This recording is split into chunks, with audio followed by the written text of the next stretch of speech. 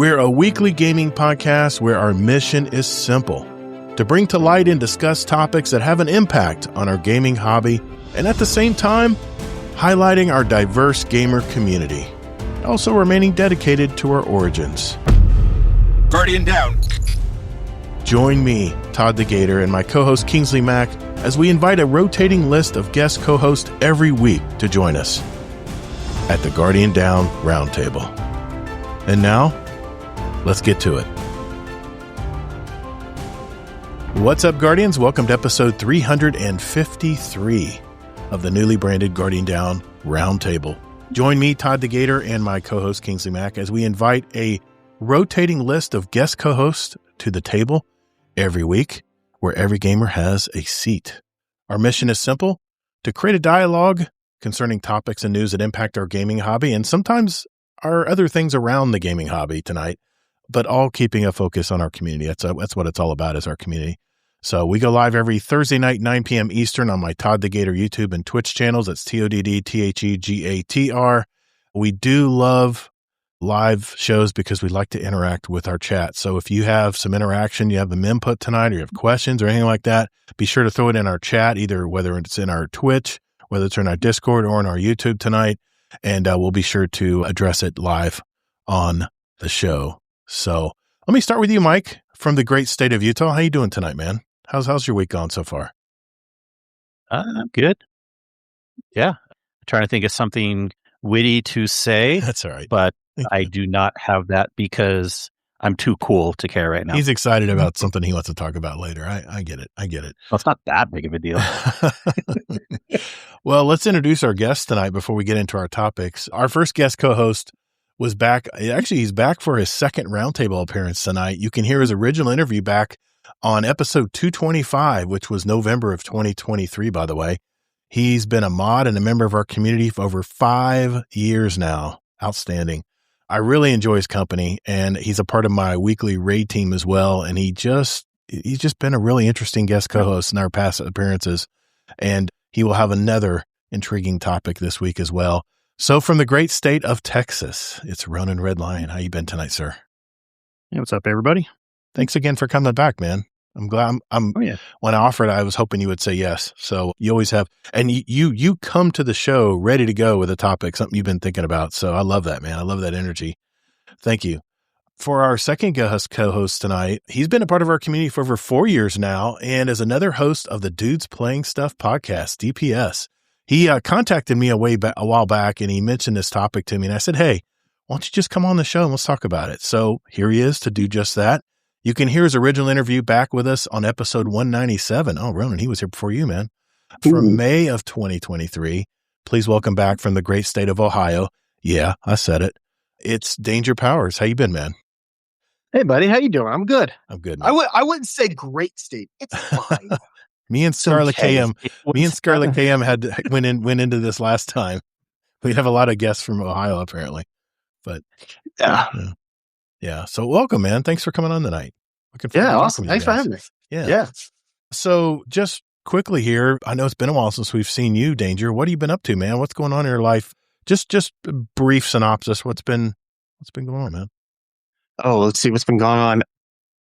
I think since the last time I've been here, I have a new job. I'm a systems analyst for a huge hospital group out here in the Cleveland area. Okay. Aside from that, I'm adulting, man. I fixed up my yard, working on my house. We just redid our whole basement. Right. Just wrenched up my whole backyard. Yeah, it's great. It's going very well. Nice, man. I think if there's someone in the what was it, the Crota's Inn pub Discord today, someone was wanting to work on their yard, and I guess they were trying to get our attention to help them fix the dirt pile that was their backyard. I don't know why they bothered to ask me. I can't grow grass to save my life. So the problem is England's like the same weather as like New Jersey. It's like the same area, it's the same kind of climate, except it's an island. So I don't know what grass would grow over there, but anyway, I didn't know how to help them either, but maybe I can at least put them in the right direction. Ronan, how you been, man? How you been doing this week? I know we gave the raid another try this week. Unfortunately, we couldn't get it done, but how you been, man? Everything going okay? Is that a word? Yeah, Everything going okay this week? Sorry, I'm mumbling. Yeah, it's going pretty good. We're entering the rainy season, and we get warm in Texas pretty early, so it's muggy on top of that. But just making it through. Okay. Well, good deal, man. Well, you got an interesting topic tonight as well. I can't wait to hear about it. Well, let's get into what exactly is on our show tonight.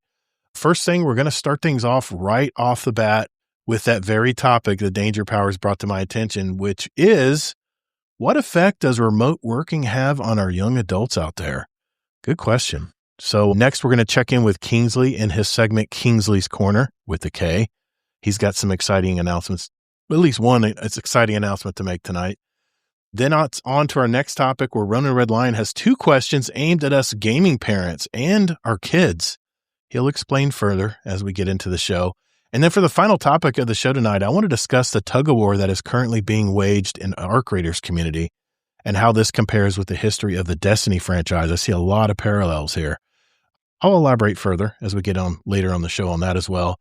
After that point, we will shift into our catch-up segment, kind of more of a hangout then, where we'll share what's been going on, what we've been gaming, what we've been playing, what's been going on in our family lives and all that good stuff. Just kind of catch up since we've talked with our guest co-host for a while now.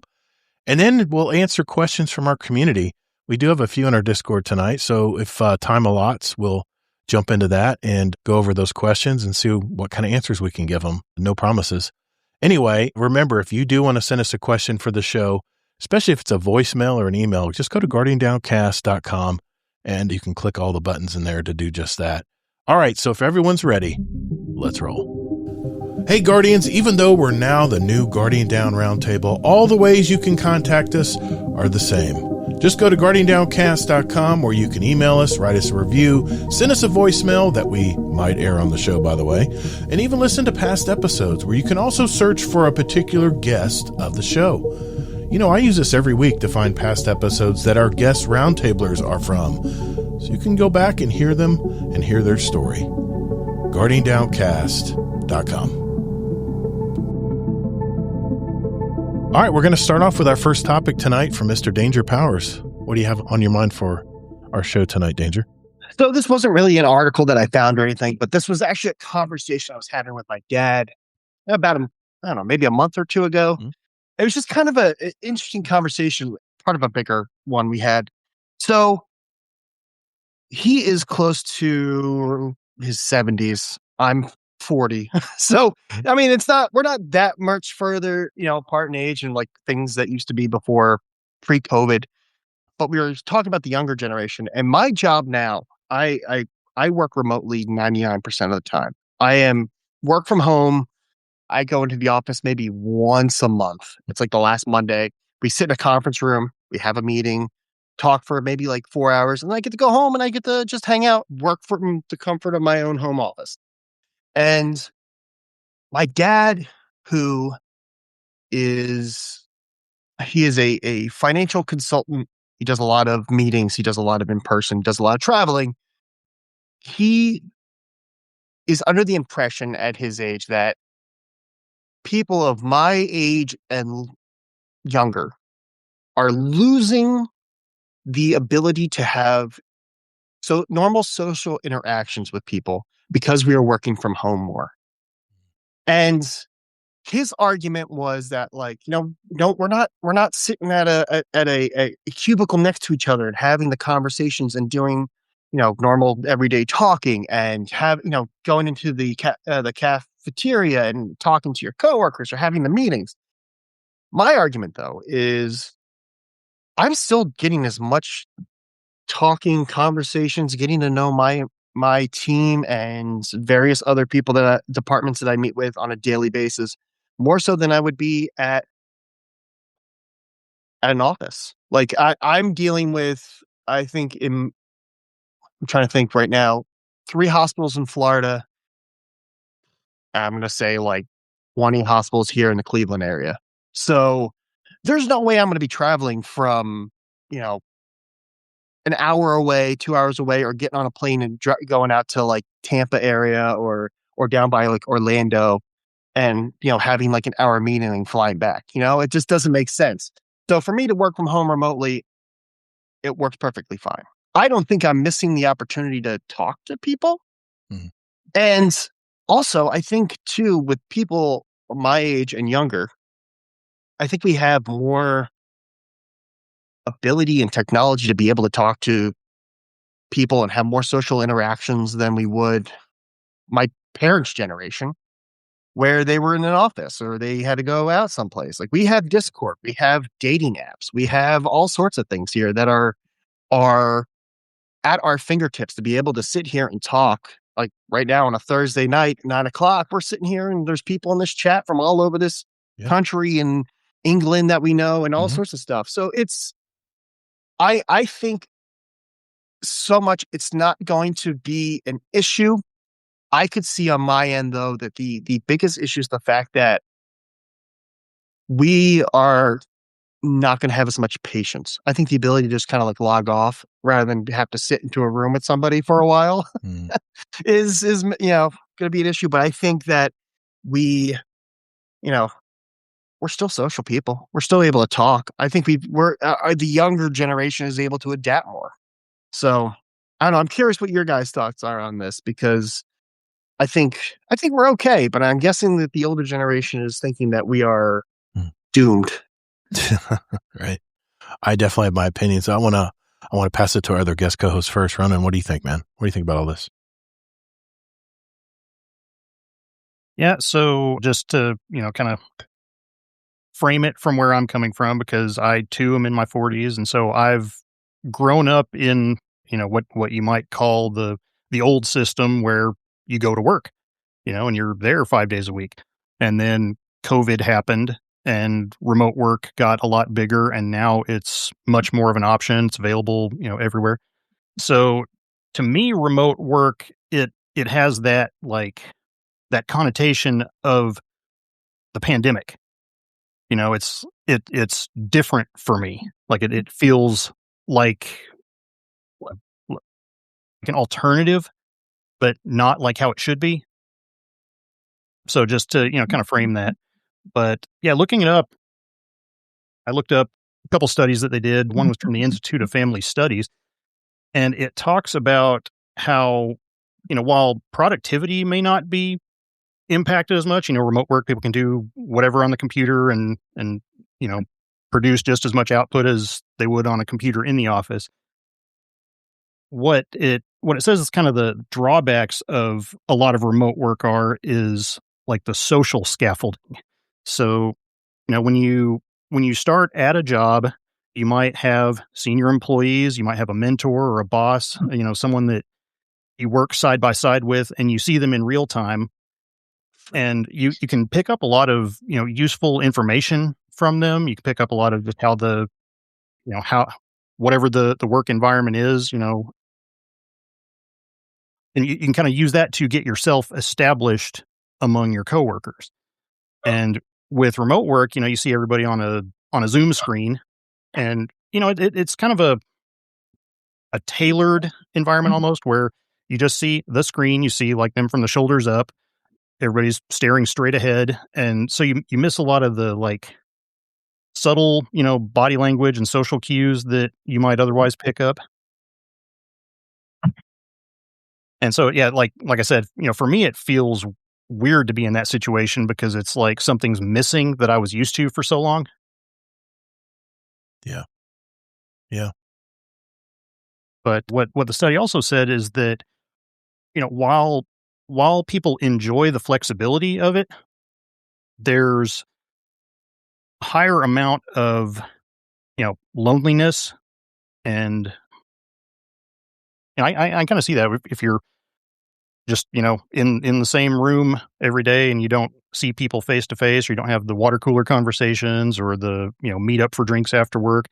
And, coworkers may not be your circle of friends, but it's still, like Danger said, we're social animals. And, I think that's something that they're starting to realize matters more. And what the study said is that among millennials and Gen Z, they're actually seeing more of a desire to return to work, at least part-time, not be fully remote, because of that. Mm-hmm. Yep. Kingsley, what do you think, man? What do you think of all this?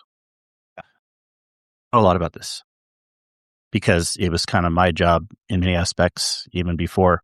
So first question though, Danger, is your dad more on the extrovert side at all? If you had to guess. Oh, he definitely is. I kind of knew it. So to me, a majority of this comes down to personality type. It's not the only part of the equation, but let me tell you, I remember situations before remote work where I would go into some offices and some ad agency graphic design firm, and they have this setup. It's even worse than cubicles. It's like two long tables next to each other, and everyone's sitting along it right next to their coworkers and then facing the other person in front of you with their computer screen. They're facing you. And that would be an introvert's nightmare working in a situation like that, but they don't have a choice. I think the bigger question is not so much is remote work bad, but what blend should we have depending on different people's personality types? And it's very rare to have a company that kind of like lets people have different options. Now, of course, you got to have social interaction also. Even as an introvert like me, I will go stir crazy if I do not occasionally do stuff, but it doesn't have to be with work people. I go out with friends afterwards, like to get the drinks or to hang out or whatever, stuff like that. I wish remote work was a bigger thing before COVID. Even like sometimes I would have customers, and I have the best way to do remote work being an IT technology guy. And I tell them they have a problem. They call me. I'm like, well, let me run your computer and fix it. And this was like well before. And they're like, no, we'd rather you have come out and do it. I'm like, really? I mean, it'll be cheaper and quicker if I can do it remotely. Charge them, buddy. Charge them. Come out later, like on a different day. So, and sometimes they still wanted that, whatever, but it's kind of a funny thing. So, and also like the patience aspect, let me tell you, like that doesn't necessarily relate to just remote work or not remote work either. In fact, I feel like with sometimes, whether you have in person or remote work, having too many meetings, that's an issue, right? No matter what, you're doing it in the office, too many meetings, or doing remote work, too many meetings. Yeah. I was just gonna say. So I know. I mean, take my opinion with a grain of salt, because I know I'm a weird special case in a lot of this. Like I'm definitely an extroverted person most of the time. For those that don't know, my background was I before this job, I was a chef and a restaurant manager for almost 20 years. So like coming from that to this where I'm working remotely, I love it. Nice. Like not having to deal with people is the most amazing feeling in the world. But Kingsley, to what you were just saying about, having to be in meetings constantly working remotely. Prior to this job, I was working for Sherwin-Williams, and my work schedule was get in the office 3 days a week, work from home 2 days. And I would say I got more done working from home than I was in the office, because a lot of the times we had to stop what we were doing because we were having so many meetings while we were in the office because everybody was there. So most of my day was taken up just sitting in a conference room and just writing down notes. And then because I'm a systems analyst and I deal with a lot of like code building, and I build a lot of projects with dashboard design apps. A lot of that stuff I have to do in front of a computer. I couldn't just take my computer and work in the middle of a meeting. I had to sit there and pay attention. Yeah. So a lot of the time I'm losing productivity being in the office. But for me, working from home has been great, because even though I'm in a meeting, a lot of the times I can still sit here in front of my screen, and on my laptop for work, I can just, pay attention to the camera, listen. But at the same time, on my other monitors, I can just sit here and get my work done. And it's great. So I'm way more productive now than I've ever, I was when I was in 3 days in the office, 2 days home. So, yeah. And then as far as the kids conversation, there's a couple facets to that I want to bring up. It is important, of course, to have the social interaction, no matter you're introvert, extrovert, whatever. And, with schooling, and there's a lot more online schooling these days and stuff. And it's simple. It's even just like even back in the day, if you're doing homeschooling or remote schooling, it doesn't matter. You still got to have the outside activities, band, choir, whatever, things like that to kind of be well-rounded, sports, things like that. But then I have heard also, and I think I have a slightly different take on it, because again, I think a lot of times, again, comes down to if you're extrovert, introvert, but I have heard also about kids kind of bucking the trend. I've heard of I think it's more like they almost want to get away from technology. I don't know if it's just a popular thing that's going on right now. I've heard of these parties where kids will go to and no phones are allowed. Or I've heard of the flips, other things like that. So maybe they don't want to be in a remote work situation. They want to be an in-person situation. To me, that might be a little more suited towards it's just a new trend, a new thing. They want to try not be so reliant on technology versus so much is remote worker and work better. Because I tell you this, if kid was a total introvert, they probably don't want to necessarily be working in an office where there's 40 people around them, everyone's yapping the whole time, and especially if they're going to do the trend where they're not wearing headphones either. I mean, if you're an introvert and you can't wear headphones with people around you, that's worst case scenario. Right. So we'll see how that all turns out. But it is interesting for sure, all the multifaceted part of this. Yeah, we had some comments. Deadpool Wilmerk says, when I'm at work, I prefer in-person meetings. When on site, I don't like doing Zoom calls at site. Here in California, phones are banned in classrooms. Yeah, that's becoming more of a thing here in Florida too. Not yet, but we're getting there. When you asked this question of me, I had to kind of relate it to my life. And my dad's 80, so I'm about 10 years ahead of you, Danger. My dad's 80, but my dad's always been self-employed. He's always been a go-getter. My dad has always been, he's the firstborn in his family of 5 kids. So he was always a go-getter and went out there and got the work done, worked hard. I mean, he taught me well. I mean, hard work, come home, you feel good about your day. He really didn't have, he's definitely old school. It's all about pressing the flesh and, talking to the customer and selling him a job and getting it done for him. And, day's work, he goes home, he's good. I really never got into, I'm a Gen Xer, and I've never really got into remote working at all. I mean, my God, I wish we had remote working. I remember when I was first starting out, I was in retail, and I think every kid should do a retail job at least once. All my kids did, because it teaches you how to resolve conflict. And I know a lot of introverts, we like to shy away from conflict. I know that's my wife and I, probably my son too, but it really shapes you socially to have to deal with another human being. And I think all young kids should start out that way. And now if these kids went to college and they were doing Zoom calls, remote learning, and then they go to a job that's remote as well, then I think that's going to severely handicap them. And let's face it, everybody's seen The Office. That's where romances start. Some people meet their mate at an office where they're working, I know it's frowned upon in some jobs, but my God, man, that's going to get a drink after work. That's kind of like part of the social construct. And when you don't have that, yeah, man, I bet you it can get really lonely. But I think that, External Barge says, you're acutely missing out on personal interaction. I'm kind of on that side of things.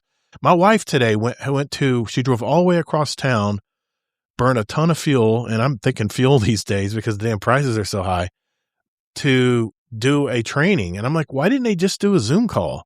Because, they wanted everybody to be there, and I got an award for, they're celebrating this and that. I'm like, wow, what a waste, man. So I guess in some instances, it's a good thing. I think as long as kids start off before they jump into a major career while they're at college, or whether they're in trade school or whatever, trying to do whatever they're wanting to do here, I think every kid should have a retail job, like an entry-level retail job. I think that's very important, just to learn how to deal with people. I say deal with people, but how to that's the wrong way of saying it, but how to problem solve. I think that's such a big thing. And you can't teach that social interaction. You have to learn it. I'll give you another example. My grandson, our family was watching him personally at our house. And, I'd turn on Miss Rachel and let him watch for half an hour or so. And, everyone would take because daycare is enormously expensive right now. And he's almost 2, but we decided, because my son he was a remote worker and he does very much high technical programming work. And he couldn't get any work done because he was having to take care of his son, and his wife is a teacher and she's gone all day as well. So it was really tough for him to get work done. So he was working late at night to catch up, and it was just burning him up. And so we decided to go ahead and get him into a daycare facility where he can learn with other kids. This is like pre-kindergarten stuff.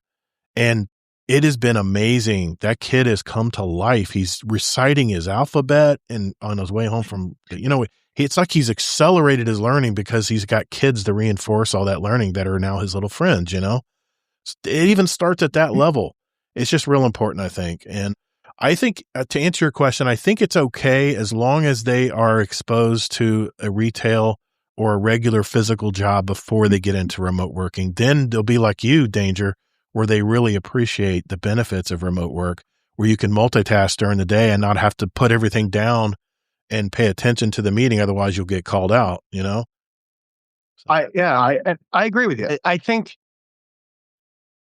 they definitely should get a retail job or like go work at a McDonald's. They need to, people do need to learn that. Yeah. And I think you're right in the problem solving, but I would add to it, it's problem solving on the fly. Yes. In that quick moment, because, when you are behind a computer screen, like you had that moment to edit yourself, like you don't have that time when you're face to face with somebody. Yeah. Yeah. I will say, I'm looking at your the comment section here in the Discord, like people are bringing up like the price of gas and all that stuff. Mm-hmm. I think the one thing, and I see nothing wrong with people wanting to have a flexible schedule or working remotely or working in an office full time. Right. I think if you're going to go work in a place where you want a little bit more remote work, I think businesses also need to be more acceptable of, what people want to do as far as their job. And I'll just give an example of like when I was at Sherwin-Williams.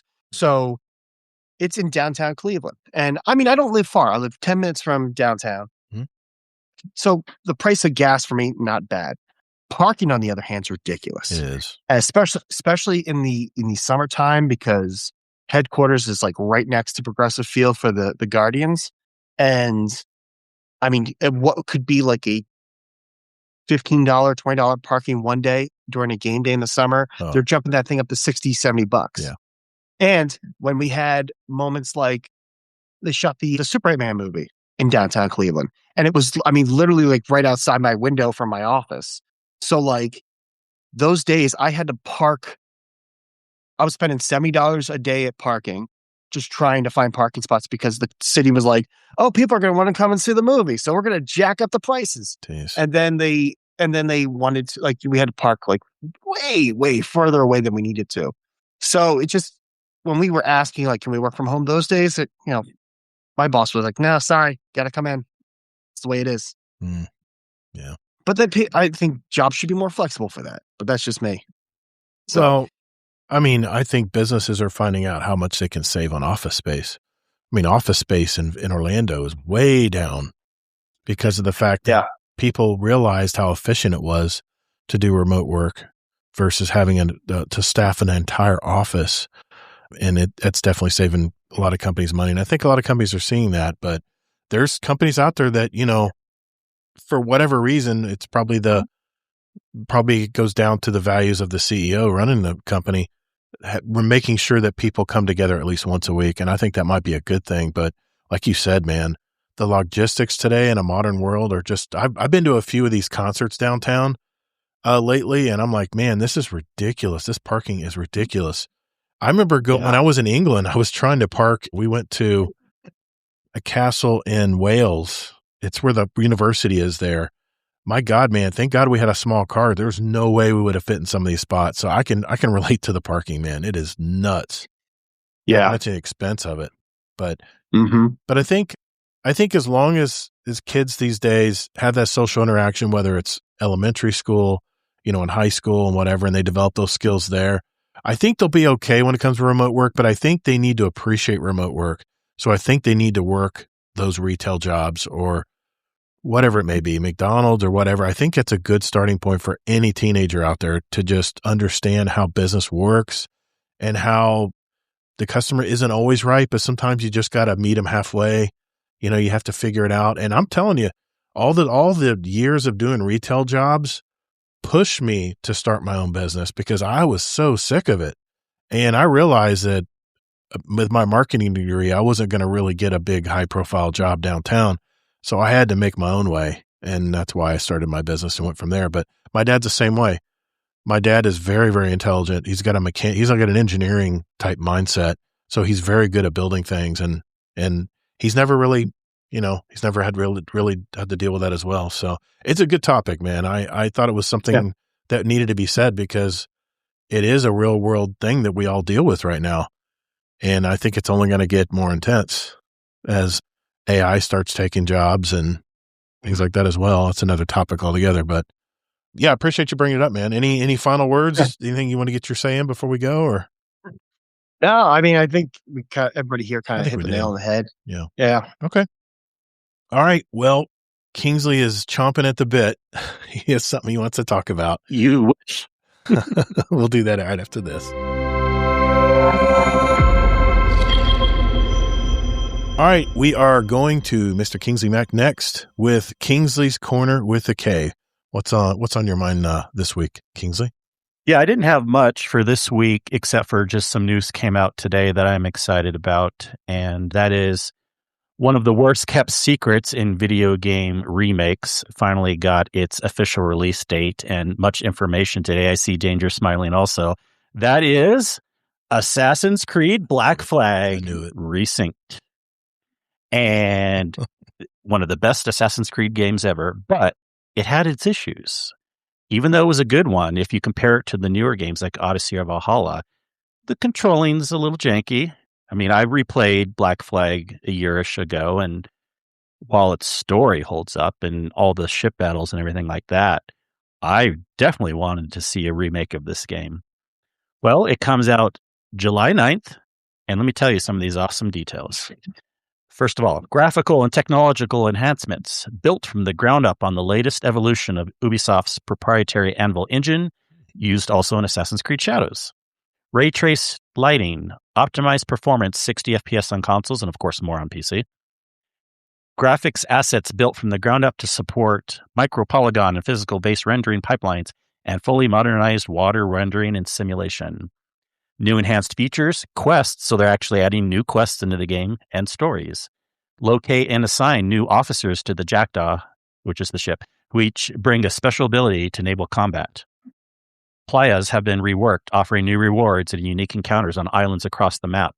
Additional missions and new scenes featuring Matt Ryan, which is, by the way, the original voice actor. They got him to come back to voice new missions for the game. In fact, he was also the voice of like a developer documentary that came out today I was watching before the show. It's really good. I'm going to post it in the Discord later. Anyone who's interested in this game should watch this 8-minute little documentary. More customizable options for your ship, including new skins, and you can have pets now on your ship. Reworked fleet, which allows players to use captured ships to generate passive income through rare activities and trading. Old shanties are back, but they're joined by a set of 2 new shanty songs for the ship. Reworked action adventure. This is really good. The combat's going to feel much more fluid like the newer games. New visceral takedowns, new parrying mechanics. The parrying was a little janky sometimes in that game. Quick fire rope dart pistol moves. You can always crouch now and be sneaky. So a little more of the sneakiness and hidden blade ability stuff.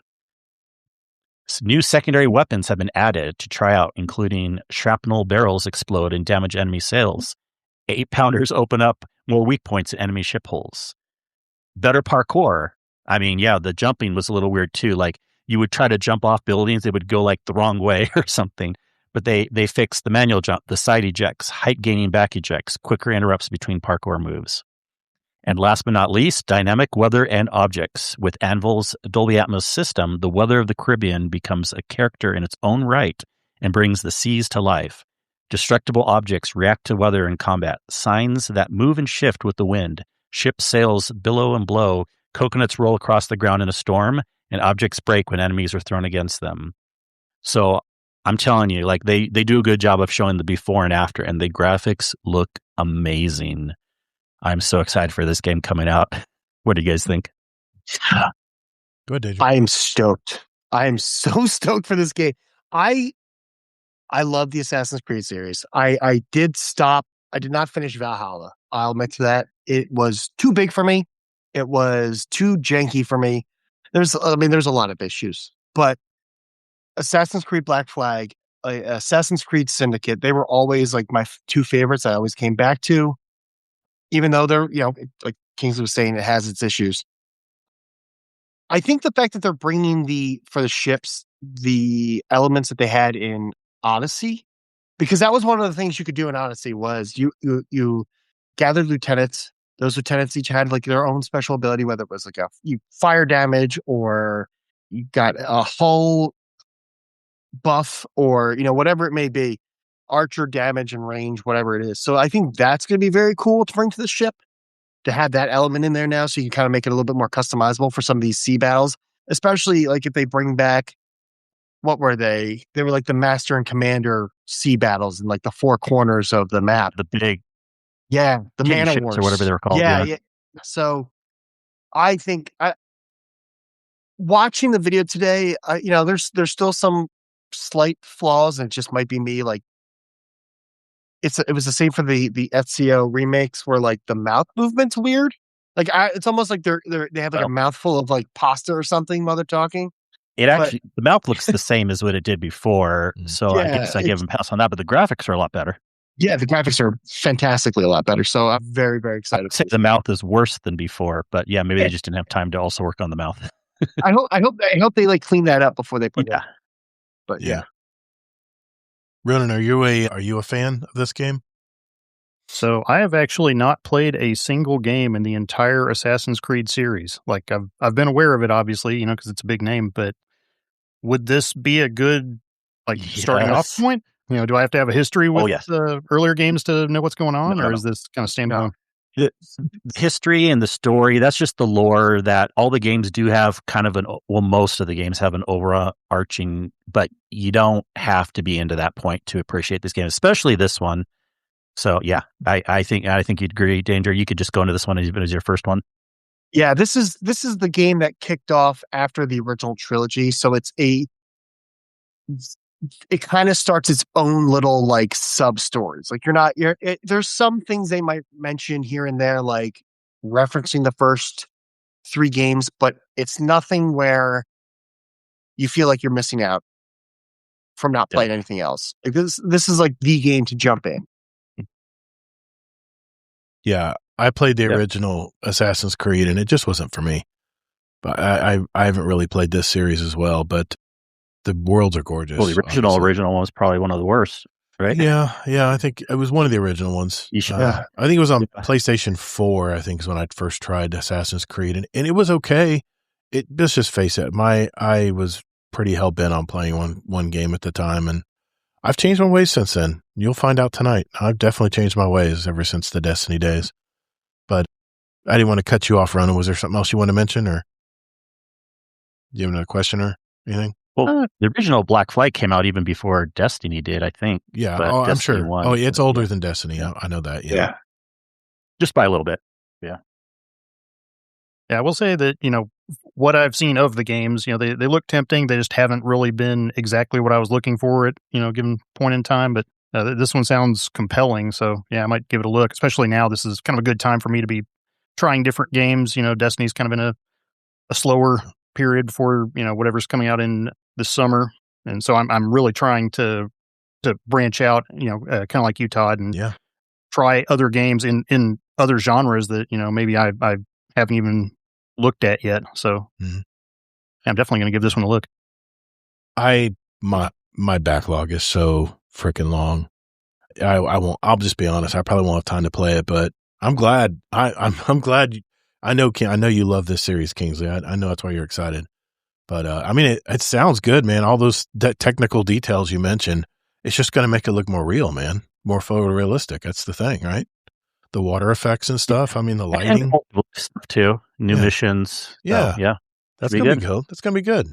Yeah. So it's almost not a new just game. there's definitely been other remakes in the past that are kind of like barely considered a remaster, but this is like, I love they're calling this resynced. That's totally an AC term also, like the synchronization and everything. And this is like a full remaster remake with new missions and everything. So they're doing a good job. So it's almost a new game. That's pretty cool. Yeah. Well, but you have the background knowledge of knowing what you're doing. Yeah. That's what I hate about new games, man. You get in, you're like, okay, what's the gist of this game? Or and of course, the first thing is, what's the control scheme? I got to learn the control scheme all over again. And I'm so used to shooters now, and it's so hard for me to learn new controls. That's the biggest sticking point for me. But no, I mean, I know it does. I'm old and set in my ways, but no, I mean, that's good news, man. That's the same in most games. It is. Movement's the same in most games. I mean, I'm glad they announced it. That's good. When is that coming out, by the way? July 9th. July 9th. That'll be here before you know it. That's cool. I tell you what, man, everybody's writing off Ubisoft. They think they're just going to just fade away. But what they've done, what I've been hearing that they've been doing with Division 2 and then now with Black Flag, I mean, maybe they're just trying to make a comeback here. I mean, I'm all for it. We already had the discussion. Everyone who's writing them off all the way hasn't actually read the details. Yeah. What they're doing is a purposeful restructure and making their studios smaller but not kicking to the curb their best IPs. Right. Like I said, like if they're actually going to go out of business, then why are they still working on Division and Assassin's Creed games and stuff? I think it's smart. They got too big. It makes sense to unfortunately for them, more than any other studio in the world, you never even want to see layoffs, but it makes more sense for them than anyone else. And to just try to focus on a little bit less games. They had too many things they were trying to do. I think Ubisoft had 18,000 employees. That is a lot of payroll, man. That's all I can think of as payroll expense. Hundreds of games, like with all the sub studios they were working on, and now they're just kind of limited it down to. Now they still make the premier, the top 2 or 3, I think will always stick around. The premier ones like the Assassin's Creed, the Divisions, the things like that, but the smaller ones, the tier 4 and tier 5 in their latest infographic they gave, those I could still maybe see going away if they don't start making a lot more money. Well, but, I think everybody's looking at stock price. That doesn't always tell the whole story. Yeah. Okay. Excellent. Well, anything else you want to mention before we move on to the next topic? No, that's all. Okay. I knew it'd be quick tonight, but I want to give you your say on that. Okay. Let's move on to our next topic. We're moving right along tonight with Mr. RoninRedLion. All right. For our next topic, it is RoninRedLion, and I think he has 2 questions he wants to ask everyone tonight. And Ronin, I'll give you the floor, man. What do you got? All right. Yeah. So my discussion questions revolve around parenting, specifically how that works for us as the first generation to have grown up with video games as an available hobby that we would have grown up ourselves with. Right.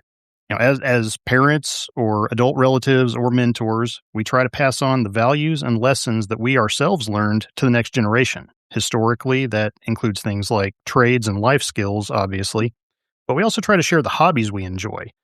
Hopefully, the kids find the same enjoyment and benefit from those hobbies, whether it's something athletic or artistic, something that builds good character or opens the doors to success later.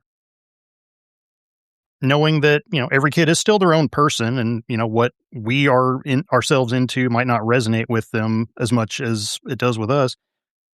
But the first question I wanted to ask the panel is, what's one real world hobby or pastime that you've shared with your kids that they really took to, and what kind of personal benefit did you see them get from it? And just to kind of seed that with my answer, what I've passed on is fishing.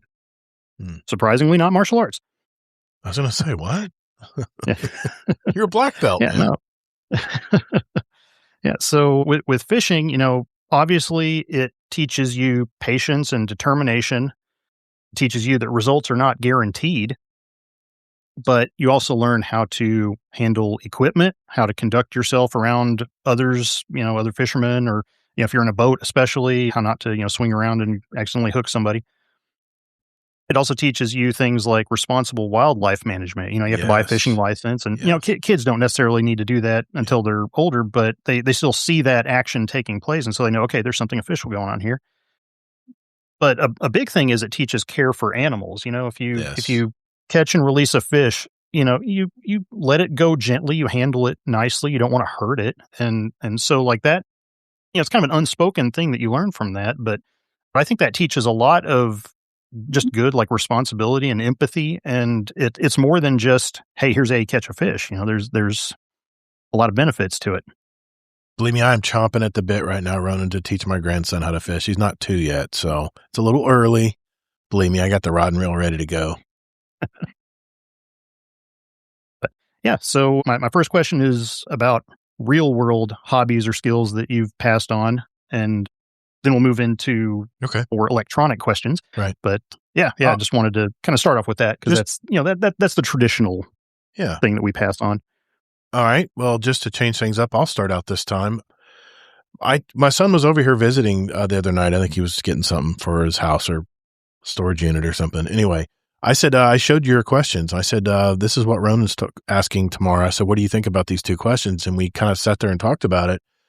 And I was a coach in coach pitch baseball when he was, oh my God, I want to say probably 10, 8, 9, 10, somewhere in that age range. And although he didn't take the baseball, which broke my heart, boy could swing a bat, but he just didn't like the field, and he pretty much played with flowers in the outfield. But it taught him about playing as a team sports. And then he moved into track and field. He was a band geek. He played the snare drum. He was in the drum corps. But the main thing that we talked about is he loved, I don't know if you know what these are, but it's called VEX. It's a robotics competition between schools. VEX was very big back when he was in school. And they basically, you would build robots to do certain tasks, and you would be graded on it. And you had to program it. You had to build it. You had to do everything from scratch. And they had a coach that would, keep them involved. And he really learned to have fair play. He learned how to play as a team. He learned how to root people on, even if he was competing against them. He wanted them to do well, but that made him want to compete more. And he's definitely got that competitive edge like his dad does, but he did very well in VEX, and he made some really good, he had a team of people that they all worked together and all did different parts of it. Like he worked on the programming side, and someone ever worked on the actual robotic connectors, and someone worked on electrical, and then someone worked on the wireless parts of it. And it all came together for these competitions, and I had so much fun going and watching him doing those. So that is a real world thing that I kind of passed on to my son. And our daughter, she tried band, didn't like it. She just didn't really care. She was an artist. She really wanted to do art. And my wife had more pull in that area, and she passed on being creative and creating stuff in art. And she's really run with that. In fact, she got her art degree from University of South Florida. So graphic arts degree. And then of course, AI came rolling around. So that kind of changed her life mission a little bit. But those are examples of real world stuff that I passed down to my kids. Who wants to go next? Yeah. For me, it's the 2 main things were exploration of the world. That can mean just hiking, but even more so just exploring and seeing things. Especially out west, we have a really great amount of national parks, mountains, everything like that. And kind of just exploring around, side roads, in the mountains, things like that. And trying to teach the kids, check out nature. But not even so much nature, but like, okay, do you appreciate exploring in the mountains, or do you appreciate going down the side streets and seeing interesting fences, but just really exploring the world?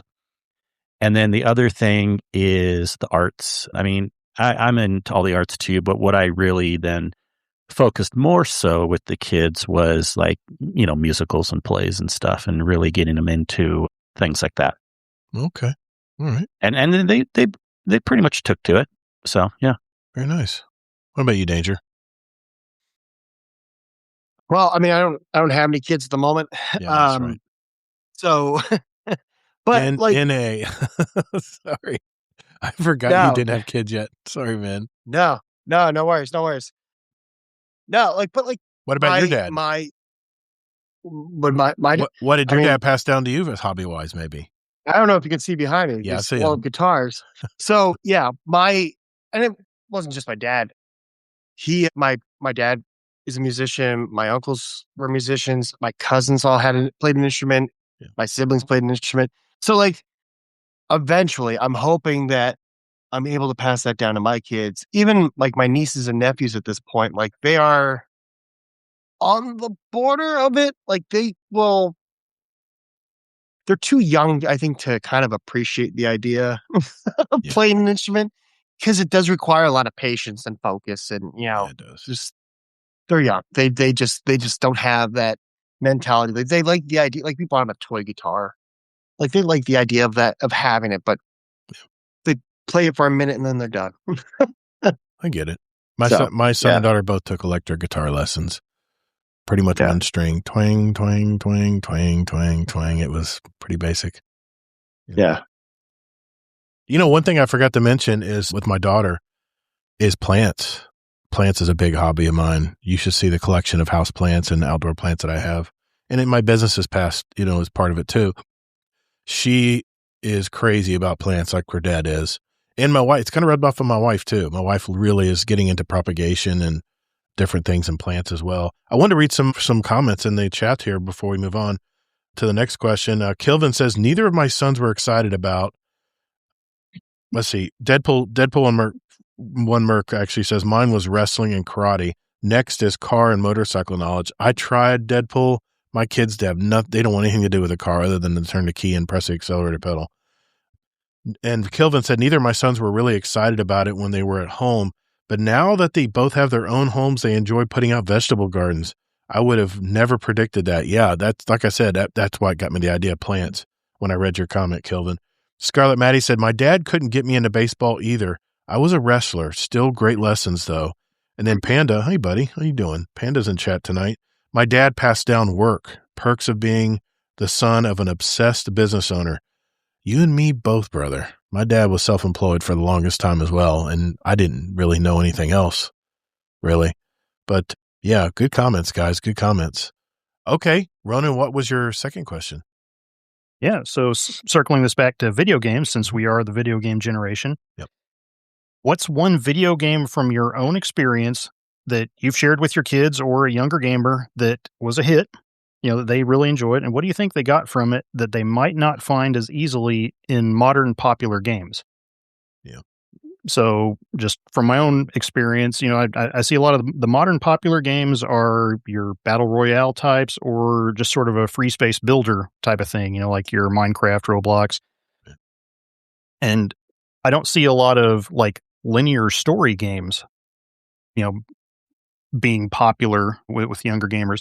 And so one that I passed down, I've held on to, some of my older gaming systems, and I've actually got my son to play Chrono Trigger, which is it's an RPG from 1996. Yeah.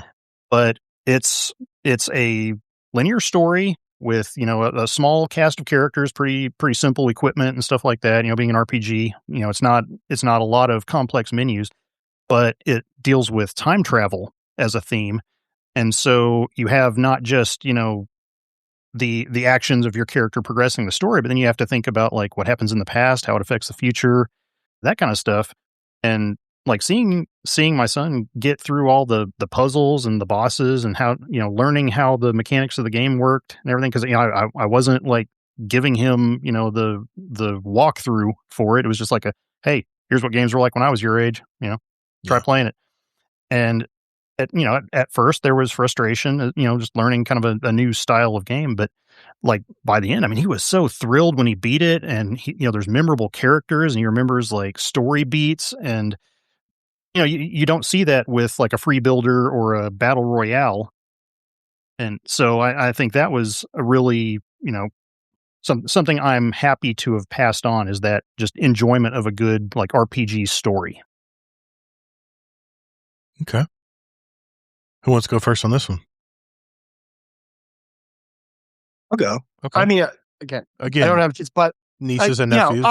Nieces and nephews. So I will say, unfortunately, like my one nephew is not really into video games as much. Like he's played Mario and he's okay with it, but ironically, the thing that we've kind of passed down to him that has been a huge hit, and I think has kind of opened him up more as far as socializing, because he's only 5.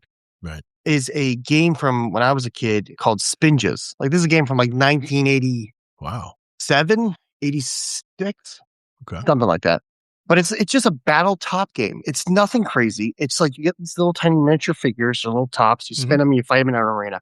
Okay. He loves this thing. Like, he has gotten, we'll go over to the house and he'll as soon as I walk in, he wants to play, and he wants to, like, shit talk and and just really battle people. But he's also like, kind of when, other kids are starting to come over, like, that's the game he's trying to get the other kids to play. So there's that socialization thing that's coming out for him, because it's not just sitting in front of a TV for him. It's this is us communicating, and this is us playing together, and this is us, being in the moment. So it's really, yeah. Excellent, man. Excellent. What about you, Kingsley? Yeah. This one was a little harder for me to answer, but I kind of have a couple answers here, because I actually do think older games and newer games do have more in common than we think, other than scope and graphics. But I guess if I had to think it through, probably introducing the old Mario and Zelda games. I think I'm almost positive my daughter, who's 22 now, still enjoys Zelda. And, of course, Tears of the Kingdom and all the new amazing Zelda games on the Switch. So there was that. But I do have great memories of another one that she really took to, was Little Big Planet on the PlayStation. But I do want to give a bonus shout out, because, see, when I was thinking about this too, funny enough, even though my kids knew I played video games a lot and they enjoyed it somewhat, I never really cared that much or tried to push it on them too much, or they were kind of ambivalent. They enjoyed it enough, and they had hand-me-down systems, but they weren't super into it or super not into it. They were just kind of in the middle, if I had to guess.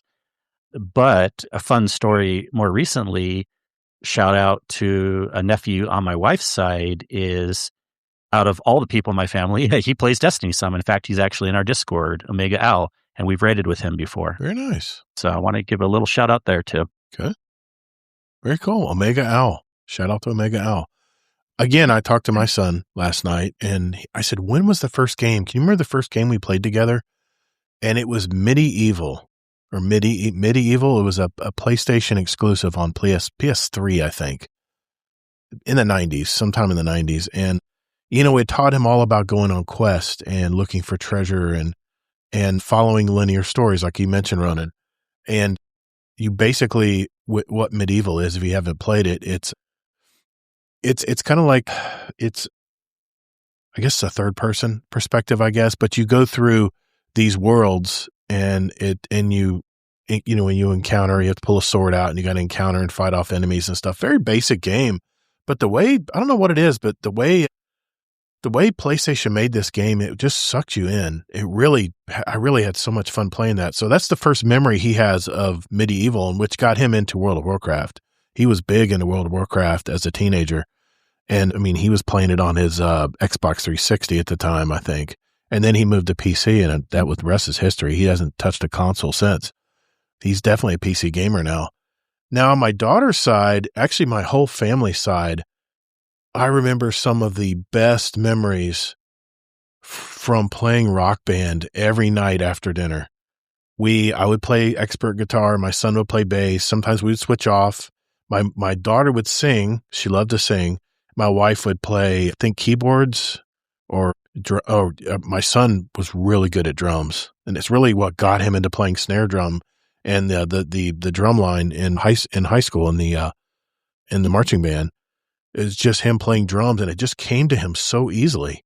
So that is one video game, Ronin, that he actually passed into something he loved to do in real life. And I still play Beat Saber today on my Oculus. It's just like Rock Band.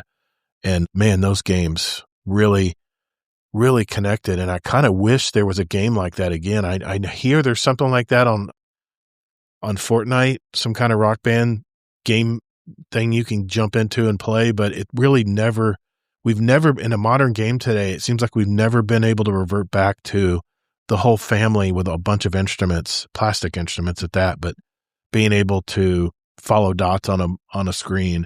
And we would play online with people in Australia, and it just had such a positive influence on my whole family. And we're all pretty musically inclined. We all have musical ears and stuff. My son can keep a beat and stuff, and he plays a really good drum set. So that would be the video game that really, really we passed on to our kids, which ended up producing fruits in the real world. So to answer your question, Ron. There is a modern game like that you should really check out. Now, it doesn't have the plastic instruments, but it's called Dodo Re Mi, part of the Jackbox games. Okay. This game is amazing. It has all the instruments. You can pick all sorts of things, and you play on your phone. So you just tap on your phone. I think we played that. It is a lot of fun. My son loves the Jackbox games, and every time we have a big get together, whether it's a holiday or whatever, we always play Jackbox games, whether it's Christmas Eve or whatever. And we love doing that. Jackbox games it's just my jam, man.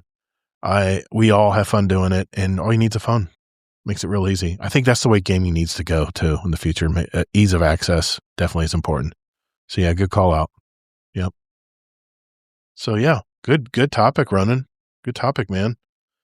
Did you have a last word on anything to sum things up, or have you spoken your piece? Yeah, well, just kind of the looking at the topic from a 30,000 foot view. Yeah, it's just what did we enjoy and what can we pass along? But like your examples, it's the ones we can actively participate with and share those moments with the kids. So much better. I mean, that's memories that are going to last a lifetime that they're probably going to try to pass on to their own children. Yeah. Some comments here in Discord before we move on. Deadpool 1 Merc says Crash Bandicoot and Streets of Rage for my 17-year-old. And Scarlett says, oh my God, do you guys remember Leapfrog? Oh yeah, I do remember Leapfrog. Our kids learned on that. Crazy first gaming experience. I do remember the Leapfrog. My kids love that damn thing. Panda says, my younger brother is a first-person shooter fan because he would play old school Medal of Honor co-op for hours. I remember that game too, man. As an adult, it would be taking Doc through his first D2 dungeon in Mr. Monkey a few years ago. Nice, man. Scarlet, Maddie, Legend of Zelda Quest of Four Swords. Man, that feels like a while ago. I know we're all getting older. And Deadpool and Merc, Pokemon for my 10-year-old, 4 and 2-year-old Mario Kart. Very good. Appreciate the input, guys. All right, we have one more topic, and then we'll get into our catch-up segment and questions from our community. But first, I got an apology to make. I'll explain in a minute. Be right back. All right, for the final topic tonight, I wanted to first apologize because Arc Raiders was my game of the month for February, and I played with a couple of our community members, and I ran with my gaming buddy Native Raider in the Elmer Fudd tournament, and then pretty much I just set it aside and played Marathon and Destiny 2 and maybe another game. Now that I've sunk an additional 100 hours into this game, I am amazed at what Embark Studios created here. I see the light now, guys. I really do. This game is massive, and the maps are enormous. I mean, it reminds me of the days of Battlefield 3 and Battlefield 4 where the battlefields just spanned forever, and there were so many little nooks and crannies and all kinds of little features that each of the maps had, and you could just see the love they put into the map design. It's the same with Arc Raiders. It is my new obsession, and I've been jumping into Raid solo, and I've just been so enthralled in the gameplay and all the environments that I'll look up and 4 hours have passed. That's how good this game is right now. Reminds me of my Destiny days when I would get really enthralled and really focused in on a mission to try to get done.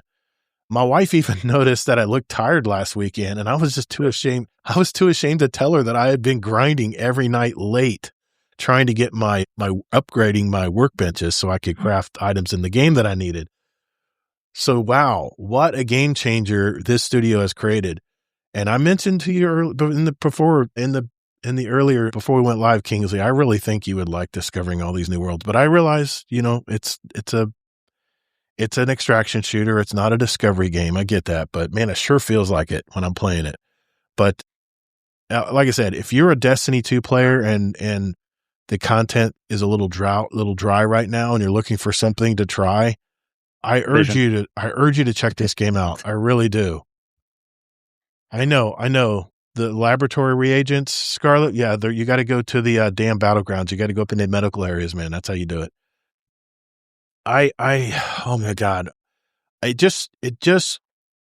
miss the old Destiny days where you had all of these new worlds and all you wanted to do was just go around and discover everything. And like I said, if you're a Destiny 2 player and you like collecting loot and you like discovering things, and man, the battles are amazing, you got to check this game out. And it's $40. It's $40 to play this game. But there is, of course, some drama in the Arc Raiders community today, and that is between the PvP side of the things and the PvE players. And you could also say it's between the streamers and the casual players. Now, looking from the streamer's point of view here, it's all about entertaining their audience, right? I mean, when Peanut has 20,000 people watching his Arc Raider streams, there's a lot of pressure on him to keep things interesting. I mean, they are entertainers, just like any showbiz profession out there.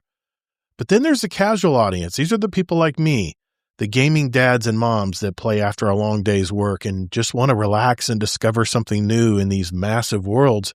Or they want to get into a fight, with these constant flow of arc enemies that keep crossing your path and not get shot in the back by rat players who just want to kill other raiders for nothing but for mere entertainment. I might be a little biased on that point of view, but anyway, I digress. The streamers play for content and they really burn through it. I mean, they're playing 8 to 10 hours a day as their job. They're accumulating thousands of hours of gameplay. So the feedback they give back to the developers is, there's nothing left to play and I'm bored. Does that sound familiar to anyone who has ever played a Destiny game in the last 7 years? I mean, come on. It's so parallel to what Destiny and Bungie had been going through with their game. The streamers, they get stream sniped from viewers as well, and it makes it difficult to get those big gaming plays, that clippable content, that they want to post on their YouTube channels. Streamers like Stroud and Ninja, they've moved on to other games. And there lies the problem. Casual players are loving this game, including me. They have been a fraction of, they have maybe a fraction of the game time piled up that, the streamers do. But some of them don't even have the highest tier weapons yet. And that's me. I don't even have the best weapons in the game yet. And the streamers have an entire inventory of the best stuff. So you can see kind of the dichotomy here, what's going on. So what do developers do to appease the streamers?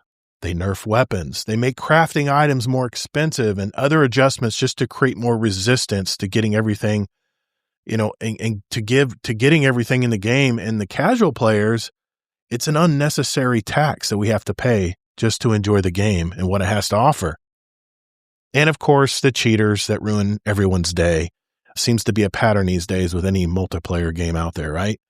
This battle has played out, though, in so many online games in the past. Remember H1Z1, one of the original, I think it was one of the original, what do they call it, Battle Royale games that was out there. You can even say the current Call of Duty games as well. They've lost all their casual player bases because these studios pivot so hard to cater to these competitive players and streamers.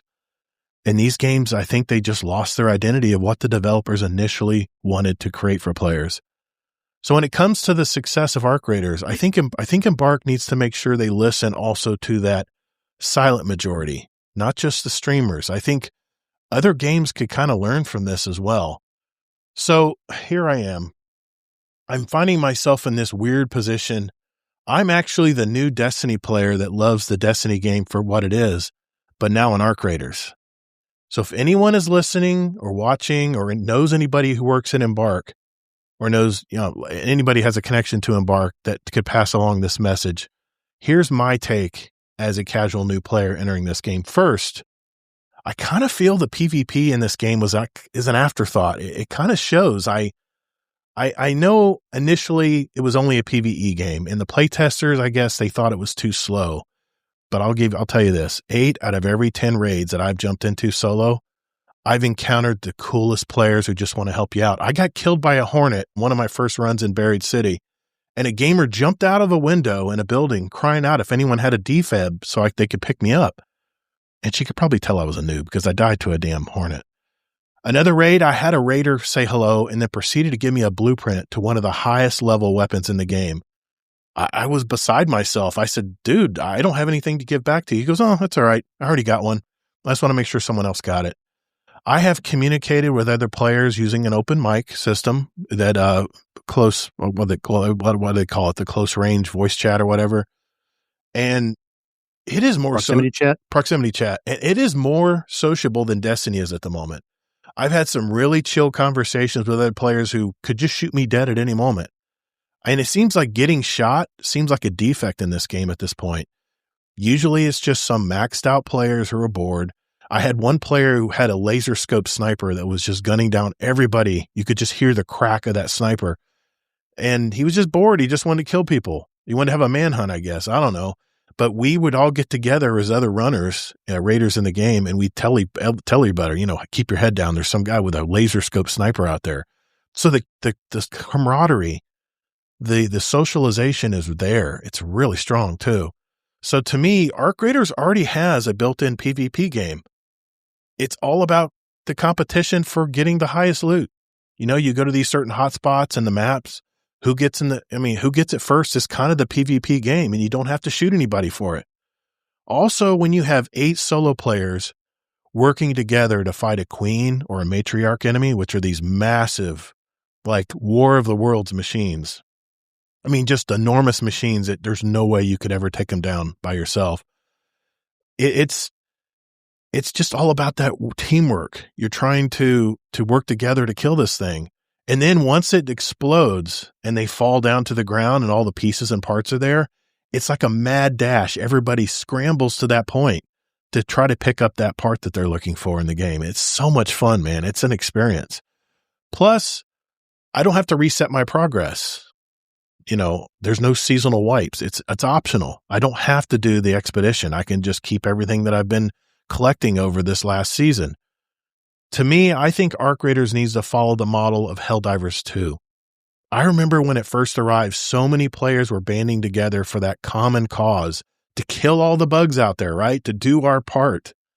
That's what Embark needs to evolve into. This studio reminds me of when Bungie was in its early days in Destiny 2. And I see a lot of parallels between Bungie and Embark right now. But I think given the option of a PvE only game mode, I really think players would band together to kill the most giant of Arc enemies out there. And once accomplished, I think it really could build friendships that last for decades. I still have friends from the old Battlefield days that I talk to today. I don't think this game needs PvP, as the Arc enemies are so smart and they adapt and react to the players. I just want to show you something here real quick. This is some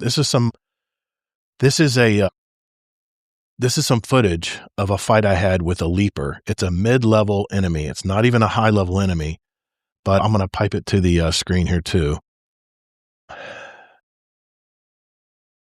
This is me. Hopefully you can hear the audio. I'm fighting. These are the different enemies that I'm fighting in the game. Share my screen here. Shoot. Why am I not hearing any audio? Sorry, there's no audio, but I shoot this bombardier. It's like a big flying enemy, and I run out there and then realize there's 2 hornets and a 2 wasp and a hornet that come after me. So I throw a decoy grenade.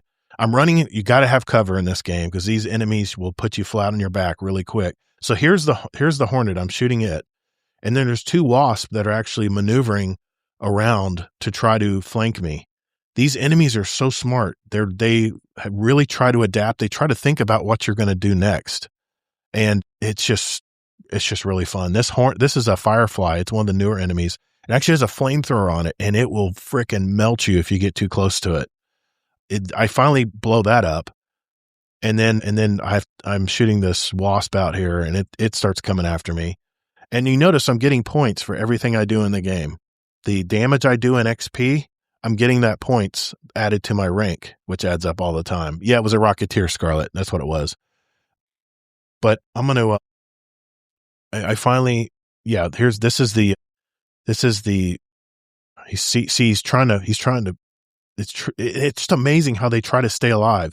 I don't know how I didn't get killed there. For audio listeners, I'm showing footage here. I'm trying to talk through it as well. But these enemies are just so incredibly smart. And it's, let me see if I can turn this up.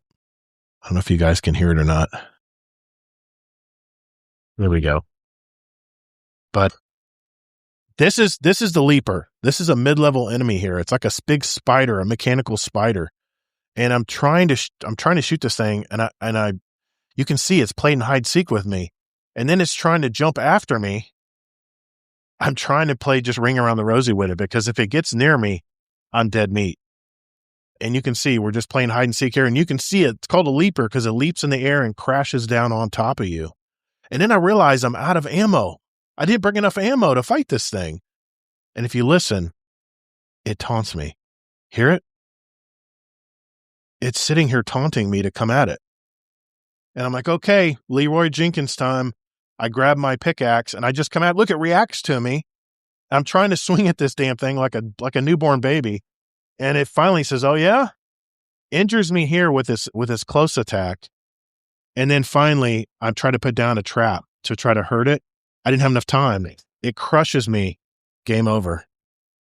That's all Embark needs in this game. That's all they need. They don't need other. Can you imagine me killing this thing? And then some rat PvP player comes by and decides to just shoot me in the back? What a disappointment that would be. This is called a shredder. It's one of the new enemies they just put in the game. It's literally a shrapnel bomb that floats around, and you just have to keep yourself between it and some kind of hard surface. Otherwise, it'll just take you right out. But like I said, I just wanted to show you that what that looks like. And also you have the game within a game also, because you have to basically use your inventory wisely. You have to decide what to keep. You have to decide what to craft, what to get rid of, what to sell. And the currencies are pretty simple. You have coins up top, you have reputation, which is in blue, and then you have the silver in Destiny. You have the purchasable stuff you can, if you want to buy cosmetic stuff. No pay to play. It's all just cosmetic stuff you can buy. But you can see you have 280 slots here, and you have to manage that. That is the game within the game right there. And then finally, look at these worlds, guys. Look at these worlds. The sound design in this game is so good. And you can see in the far distance, that's a matriarch. I'll try to swing back to it here. There's a matriarch. See how big that thing is? How the hell am I going to kill that thing? I'd have to have like a bunch of friends team up and do that. This is spaceport. It's like an old launching pad or something. I mean, the maps are so intricate in this game. It is just amazing. You got weather elements, Kingsley. You got rain falling. You got cloudy skies. There'll be days when it's crystal clear, like this next set. Be crystal blue skies out. Just a nice breeze, beautiful day. I just can't say enough about this game. But like I said, it's just been a wonderful experience. And what we were talking a long time ago, what a Destiny 3 would need to have. That is what a Destiny 3 needs to have for a Destiny 3 to be successful. If you notice, most of the enemies in Destiny, you just shoot them and they're dead. They don't really react to you. I mean, okay, the Vandals pop in and out between cover and stuff, but I'm playing that on a PS5 Pro, by the way, just so you guys know that footage I showed you. But yeah, it's on PlayStation. It's on all the consoles. It's on PC. And I have just been so freaking amazed by this game. And it reminds me of really where gaming is going. And this is what a Destiny 3 needs to have. It needs to have needs to have enemies that react to you and are smart. And I think that's where a lot of AI even down the road could come in a Destiny 3 game.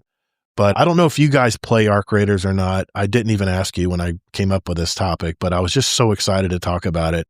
But do you guys play? Any of you guys play Arc Raiders at all? Just curious. I tried it and it's not for me, but look, I'm excited you're into a new game. I'm just laughing though, because guess what? You're actually playing another game There's other games like this. I am that have similar obsessed. elements. I am obsessed. It's not. Kingsley. I might have a What I'm seeing is problem. like a combination. I'm seeing all these videos. It looks like a combination of Horizon Zero Dawn and Division or something. But Now there are other games that do things like this. Oh, believe me, I have Crimson Desert lined up. I'm ready to play it because I heard it's just as fun and beautiful as well. But I'm so obsessed with this game right now. So I might have a problem. No, there's nothing wrong with that. And then a couple other interesting points. It kind of adds to the many discussions we had previous weeks that you really do have to put sometimes 10 or more hours into the game until you really start to appreciate it. And I was trying to tell people that. And then you even, I It's apologize. not like you have to. Well, I know you don't have the time. Yes. But I didn't need to apologize, but I was just proving my point that I really gave it a short review before really diving in and playing the game. And man, that's all I think about now is my next run. What am I going to get? And here's the thing. There's so many things to unlock in this game. There's blueprints. They have blueprints hidden everywhere. And guess what? It's all RNG. You never know. I found a blueprint prying a hood off a car and boom, there's a blueprint. I'm like, oh, safe pocket. I don't want to lose that. But my point is the battle that's going on between the streamers and the casual players now. I think where Arc Raiders needs to find its way is what Destiny did, what Destiny and Destiny 2 did. Create a game mode for Crucible, create a game mode for PvP, and just create another game mode where we don't have to worry about losing our shit to other players. Because believe me, the Arc enemies are smart and they are hard enough to kill. If you do not take them seriously, if I'm looking at all of my, I'm looking at all of my times I got knocked down because they keep a game log of all your runs. There's like 2 or 3 where someone shot me in the back while I was looting a cabinet. Just lame shit like that. But it's almost all from Arc enemies where I didn't take them seriously enough and I paid the price for it and I lost everything. That's the game right there. I don't understand why they say it was too slow a game, but I'm level 56 now, I think, in it. I don't know what the max level is. I think 130 I heard or something, and I think you unlock other things as your level grows up. I don't know. I really have been keeping a blind eye and just enjoying the game itself, but wow, what a damn game. Yeah. We got a little distracted at some of my points, but yeah. Sorry. Also, you were saying about how you were kind of contradictory on how like a lot of people say there's nothing to do, but then you're also admitting they need to add more to the game. That's why, if you put a lot of hours into the game, of course you're going to leave. And the game is down about, we shouldn't be focusing on numbers, but the game is down about 80%, more than even Marathon is down at this point. Yeah. And it makes sense. Like if they've collected all the things, you should move on to another game until they add more stuff. I would love for them to add PvE stuff for you or whoever likes that. And you can't say it's just the streamers because 80% of people leaving. That's not just the streamers. That's I think other people. I've been watching a lot of videos on this, Kingsley, and I think what the consensus is the people who are casual players who just are enjoying the worlds like I am right now are getting shot by PvP players that have everything and are just shooting players because they're bored. There's nothing else they want to do. And I think that might be contributing to people just saying, you know what? I just want to sit back and enjoy a world and craft stuff. It's a survival shooter, right? I want to survive these Arc enemies. And then when they just get shot in the back while looting a cabinet, it just kind of gets frustrating. And I really think the PvP was kind of a second thought on this game. I really don't think it's needed. Now, Marathon's a different story. It's definitely hardcore PvP, but this game is not the same. I think we can blame most of the issues on the people that do that because if a lot of people left and we're still claiming that's the thing, I heard from day one, Arc Raiders was a majority of people work together. So I still think most people have left because they're just, it could be they've done most of the stuff. And they have a big seasonal update coming too, by the way. I can't remember what it's called. Something River or something. It's a whole new map. You need more stuff in games like this and that'll get some people back. And I'm super glad you're enjoying a new game and then hopefully you'll eventually try some other games too if you ever get a little less interested in this game, but hopefully it'll last you a long time. Yeah, and Scarlett says there's a new map on Tuesday. Yeah, it's a Rivers something. I can't remember what it's called, but it's a whole new map. These maps, Kingsley, these maps are enormous, but they're on that same treadmill that Destiny was on. If they don't keep up the seasonal content, people are going to lose. This is part of being a live service game, guys. If you're going to create a live service game, you got to have stuff way in advance ready to rock. And I think there's nothing, and that's how it should be. If you think about a single player game, it's one and done. If you look at the charts, it's also, you look at the graph, everyone buys it on day one, and then it goes down 80, 90%. Yeah. So there's nothing wrong that it's necessarily down 80% right now, but if they want to get more people, they got to add more content. Scarlett says, do you think adding a PvE only mode? People don't really like the end game as much. So. Yeah. Well, Scarlett KM said, do you think that adding a PvE mode would bring back some of the 80% that left? I think it would bring it up at least some, because I think a lot of people want that PvE only game mode. And I actually thought they were going to do it. That's kind of why I held out on Arc Raiders. I thought they were going to bring back that PvE only game mode, but they never did. So I don't know. I'm sorry. I've been blabbing. I'm excited about this game, but Danger or Ronin, you guys have any comments on this? I'm curious. Yeah. So before the show, when I was looking up info on this topic, I found a couple things. One article just from maybe the last week talks about the player breakdown, and it's like a perfect bell curve of 30% play only PvE, 30% focus more on PvP, and then the middle 40% does a mixture of the two. Right. Yeah. So yeah, it's like you're saying, like players definitely want, one mode or the other just from those numbers, with the option, I guess, of being able to swap between them. Right. And, they got, what do they call it? Aggression-based matchmaking. Yep. I have not, I'm a pacifist. I have not killed a soul yet. If someone shoots me, I'm like, go ahead. I had one guy chase me down and he shot me because I guess he saw me running through the middle of the map. I said, dude, I had my mic on. I said, dude, I've got a free kit on. Shoot me. Go ahead. You're going to get a free kit. That's all you're going to get. And he gave me healing stuff. He was trying to heal me back. And then a big vaporizer came above us. And I said, well, I guess we're both F now. And then he started hauling ass and I started running and I died, obviously. It's amazing, man, how the interactions are in the game. But sorry to interrupt you.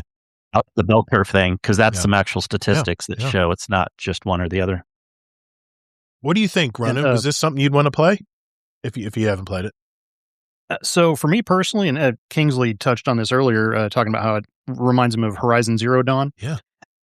Arc Raiders to me seems like a mixture of elements from a lot of games and genres that I play like separately, just kind of thrown together. And for me, that makes it almost like a spork, where it's, it's trying to be a lot of things and it's almost there, but the elements they add in, you talked about Helldivers 2 earlier. I love playing that game, but it's like Arc Raiders in that, friendly fire is always on and, accidents can happen, but it's not like your success in those missions is determined by how well your team achieves the objective. And it dumps you in a team of 4, by default. And so everybody's aligned to the same goal. And it's not like one's a, random player that's just, trying to snipe people and take their stuff. Right. So you kind of know going in that you can expect people to try to cooperate. And that's where a lot of the fun of the game comes from. Yeah. What I would like in Arc Raiders 2 is more like like the Lawless Frontier invasions in Destiny, where, you're trying to, build your rep with the syndicates or whatever, and, just trying to do the mission. And then all of a sudden some player drops in and starts trying to pick you all off. Like, players had the option to not have that mode available. And I'm sure, some players took advantage of that. Others, had fun. I invaded, several times just, because, I want to try the mode out and I had a good time. But, right.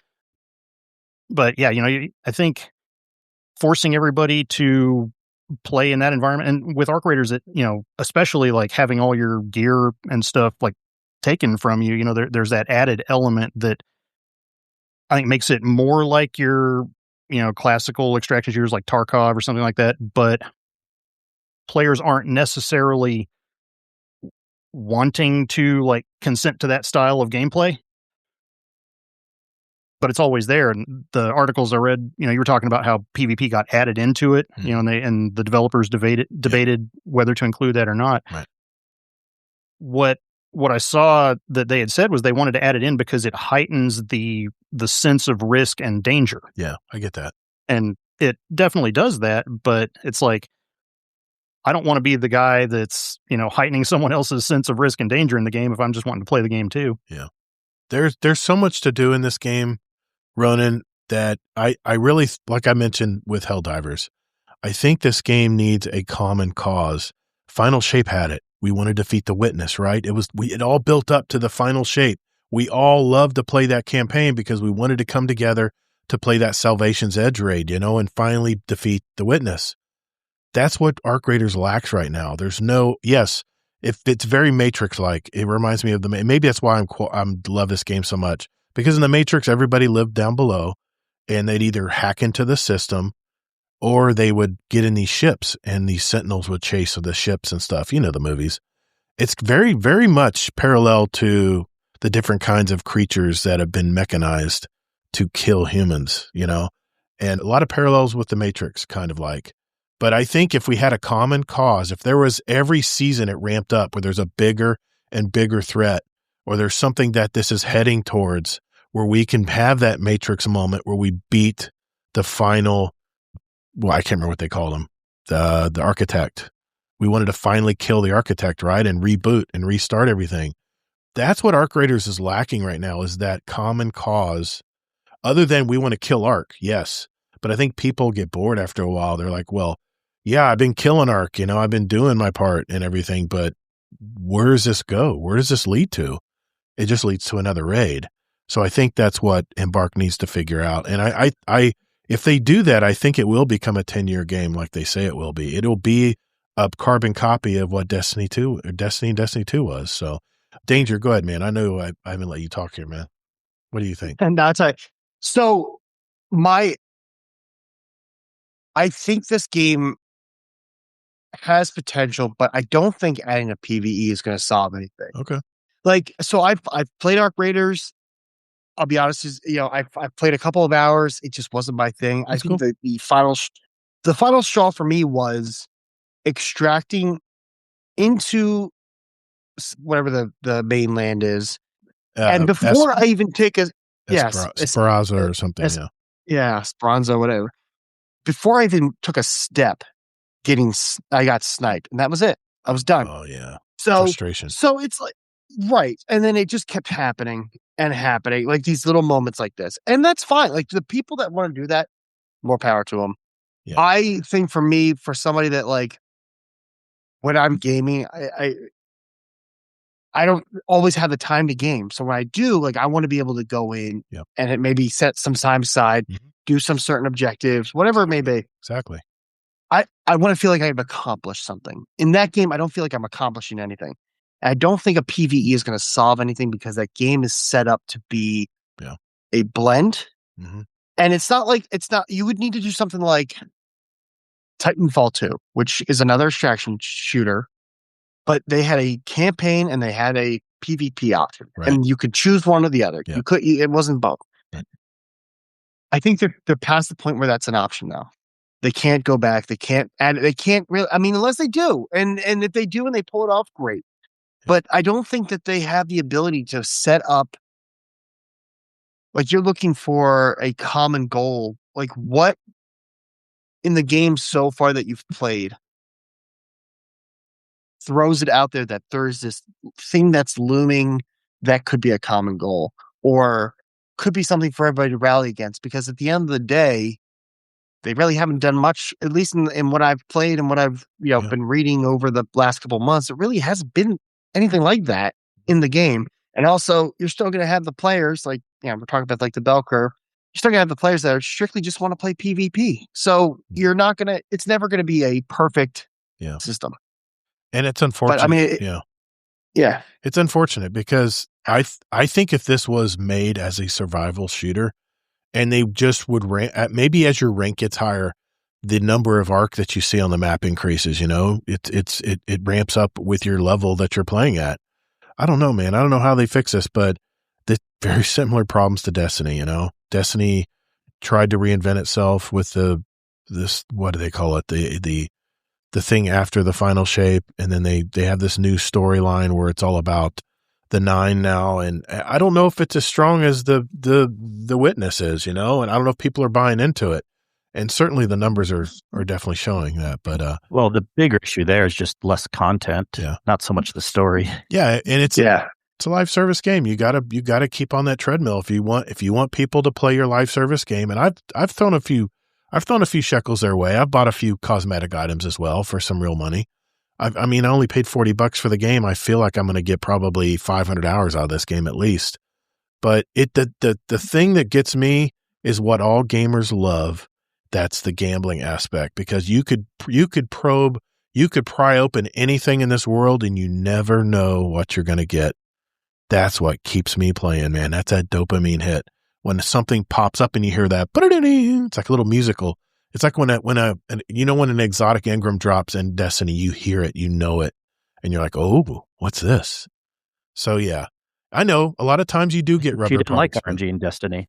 But in like something, like weapon crafting. But that's what keeps this game interesting, because every raid, you never know what you're going to get. You never know what you're going to run into. Yeah. And if you eliminate the PvP aspect of it, where I don't have to worry about being so freaking weird about someone running around me and having to shine my flashlight and say, hey, friendly, I'm just trying to do a mission over here or something. You have to sit there and negotiate with everybody. It's just so tiresome, man. I'd rather be like, hey, man, do you guys know where I'm supposed to go on that tower? And they can walk you to it and show it to you. Oh, you can also drop stuff for players. Say, there's something you have that you have a ton of. You can say, hey, man, do you have this gun? Here, have this gun. If it was PvE only, I could see the interaction being even more coordinated. I don't know. And then have the PvP mode. If people want to jump in and just have like a battle royale where everyone shoots and who's the last one out. I don't know. I think if you switch to just a PvE mode, though, I think this game dies in 2 months. That's not because I mean, think about what you just said. You mentioned that you are getting the dopamine rush of gambling through looting. If you take away the added fear or danger of somebody's going to come in and shoot me in the back while I'm over here trying to, pry open this cabinet, and I could lose everything. Yeah. At that point, you're just like, oh, great, I got loot again. Oh, boy, I got loot again. Oh, look, more loot. Yay, this is great. And you just get so bored. And that's, to me, that was one of my final straws with Destiny, was it became like, I have the same gun 18 times. What am I going to do with this? Because I played a strike for the 80th time. But Greg, what if this happens, though, while you're there bored because you're looting and getting the same stuff, or maybe you're looking for a certain blueprint or something and you finally get it or whatever, and you're saying, okay, I got everything, I'm done. No. Then a bombardier comes flying over you out of the blue. You didn't see it coming, and all of a sudden you have a major battle on your hands. That's where the fun is, man, is trying to battle these arc enemies. And dude, I'm telling you, these enemies are so smart. You'll be playing peekaboo out different doors in a building, trying to get cover, and you'll go out and go, where did it go? And all of a sudden it'll swoop down all of a sudden like it's trying to surprise you. Dude, it is the most exhilarating part of this game, is fighting those arc enemies. They did a great thing. And I think that's where gaming will go. I think the enemies will start getting smarter and smarter in more games. But isn't that just the PvP aspect, though? If that's part of the fun, is like you have these smart enemies that are coming after you. It's the same thing. You just, difference one's AI, one's human. But the PvP, the PvE enemies that you're fighting and shooting, there's kind of a routine you need to go through to pick that. And there's a reason why they're coming at you, where you just never know with a human being, man. You never know. They may just come up to you and just shoot you because, they want to. There's no rhyme or reason why you did it, why people shoot you in the game. And then most of the time it's because people are just bored. And I'm like, well, hey, dude, if you're bored, go help me blow that bombardier up over there. It's going to take us about 20 minutes. And we only got 30 minutes to be on the map, by the way. So the clock is always ticking. I love timers. The clock is always ticking. You got 30 minutes to grab as much crap as you can and try to survive. I've already done that 50 times. So they should just go to a different game if they're bored. Well, yeah. Yeah. Hey, they only paid $40 for the game. If you've done everything in the game, which, by the way, will take you thousands of hours to do, then you've played that game to death, man. I think you've got your money's worth. Then move on and play Crimson Desert. Damn it, there's you nothing got wrong me with that. saying Desert Crimson now. But anyway, I didn't want to go too down the rabbit hole, but I just had to reevaluate that game tonight because man, what a difference putting just a few more hours into a game. If anything, Kingsley, it's taught me to put some more time into these games before just making an assumption that they're not that great, or average. So it's not Destiny, right? Yeah, especially if you're with the controls enough. Like, I still think there's nothing wrong with someone going off of a game half an hour in if it's just ass. But if you can at least enjoy it enough and you're not sure, you got to put more hours into the game to kind of see. And then a lot of times things just open up so much more, and then you can really appreciate a game. You understand the systems. You understand what the whole philosophy of the game is then. And let's face it, most games are terrible at teaching that stuff in the beginning. Just are. How many times? I know. See, it's not just Destiny. But anyways, how many times have we told Destiny people that are new coming into the game? It's like, you may not appreciate everything yet, but try this, try that, try the dungeon and stuff. And then, still may not like the game, but at least then a lot of people do once, at least, again, if they're newer players. We've been through all this a million times, but got you. They may say, this is really cool. There's a lot of stuff. I just see so many parallels with the live service games between Destiny and Arc Raiders right now. And I thought I definitely want to point that out tonight. So, all right, let's sit back and just catch up now. Have some fun. We've stated all our topics tonight. Let's just sit back and have fun now and catch up, and we'll do that right after this. Hey, Guardian, our show runs on Duncan. I mean, it's supported by our community. And by that, I mean our Patreon community. We're nearly 100 strong now. And if you want to join an awesome group of people and get the benefits like a private channel with myself and Kingsley Mack and all of our other Patreon members out there, not to mention special badges in our Discord community, years of behind the scenes, special audio and video episodes just for our patrons, and it's really simple. Just go to GuardianDowCast.com and hit that Patreon button to find out more. You can also join us for free, so what do you got to lose? If you've received any value from the show today, keep those corporate sponsors out of our podcast by simply joining our awesome community at patreon.com/support Guardian Downcast. Later, Guardians. All right, it's that time of our show where we just sit back, catch up, and just see what everybody's been doing, what they've been playing, what they've been gaming. Danger, I'm going to start with you, man. What have you been gaming lately? I haven't listened to the latest episode of Dudes Playing Stuff, so I don't know what you're gaming right now. So what's going on in your life? What have you been gaming? What have you been doing, man? Anything you want to talk about? Let's see. What's been going on in my life? Christ. Let's see. My bowling league just ended, so like my days have kind of opened up a little what's bit. Your average, man? What's your average? I'm curious. This year, I ended on a 188. That's good. That's respectable. Trying some So the bowling alley that we go to, they rebuilt the whole thing. So we had a lot of problems with the lanes this year. So a lot of people struggled. Okay. So it was rough, but so just ended. Taking a break now. I have more time for gaming. Are you a two-handed bowler or are you a one-handed bowler? Do you use a thumb? One-handed. Thumb. Yeah. Gotcha. Okay. Just want to cure. Yeah. Yeah. It's the same team I've had for the past couple of years. It's me, my little brother, our cousin-in-law, and just two of our friends kind of joined in. Nice. Yeah. Let's see what else. I've gotten really into tabletop gaming over the last couple of years.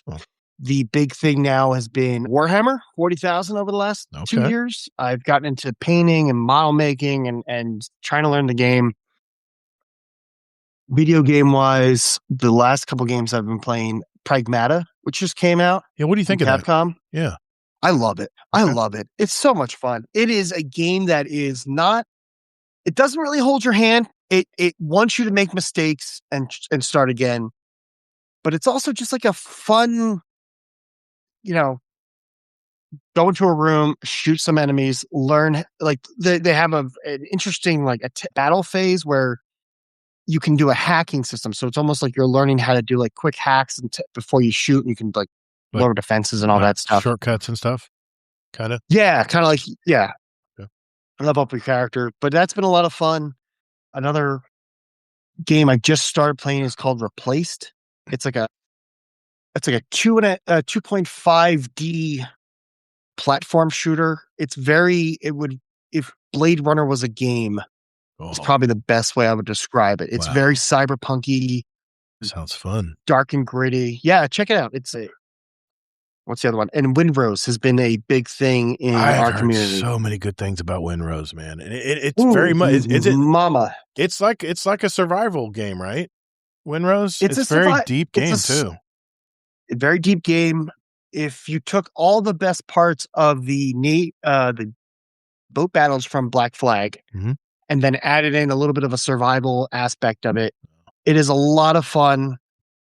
I've been sinking a lot of hours into that in my free time. There's a lot to do, and it's still early access. So I'm very excited to see how this game's going to keep playing out as it goes along. Yeah, I know Rodimus has been talking about it a lot. He was talking about it last time he was on the show.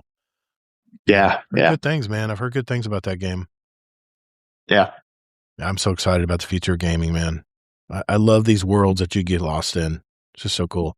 I love pirates, man. I was such a pirate kid. I loved pirates. I don't know why I don't play more pirate games, but I think Panda said it's Windrose is a pirate Minecraft. Is that accurate? Yeah, it's pretty accurate. Okay. All right. Depends how you play it, but yes, it's pretty accurate. But it's a realistic game, though, isn't it? And a pretty photorealistic? Or? It's more realistic than I would say Sea of Thieves is. Okay. Sea of Thieves is very cartoony. Yeah, but I wouldn't say it's photorealistic. Yeah, like it's still got a little bit of a cartoon aspect. Minecraft, but it's not Minecraft, though. It's not like Minecraft. No. Okay. Yeah, no. I'm excited for like a lot of the games that are coming out. Oh, like Red Dead. Okay. What's it called? There's a lot of games I have on my wish list right now that for like co-op fun games. Like there's a game called We're So Cooked. It's basically the game is just you and your friends trying to figure out how to hide a body. That's it. That's the whole thing. So nice. Could be a fun party game. That sounds fun. Nice. Yeah. Cool deal. I wish I could play as many games as some of you guys, but I don't know what it is, man. I really like playing one game, and like I tell my son, I shake it to death. I grab it and I shake it to death, and when there's nothing else I can do in it, then I move on and find something else. And I'm getting better at that now. Kingsley's trying to break the cycle. So, well, you complain first, right? And then you. Of course, that I'm got to have the drama, man. Got to have the drama first. But anything else been going on you want to mention, Danger? Or players are currently on Steam. Okay. Yeah. No, that's about it at the moment. Okay. Mr. RoninRedLion. I know you've been raiding with us on Saturdays, but what's going on in your life, man? What's going on right now? I haven't talked to you in a while. Yeah, just, outside of the weekly Destiny raid, I've been trying to branch out and play like more, I'd call it bite-sized games. Uh-huh. I don't have like a large backlog of, big like AAA titles that I haven't played or anything like that. I've just kind of started testing the waters. There was one on PlayStation Plus that they recommended called Neva. Neva. Okay. It's made by the same company that released an earlier game called Gris, Gris. And they're sort of Metroidvania platformer type of games with, puzzle elements, but they're very artistic. I mean, the emotions that they convey just from like the music and the scenery and everything, like it's done really well. And so I'm enjoying that one. And then also like Danger, I've been playing Pragmata.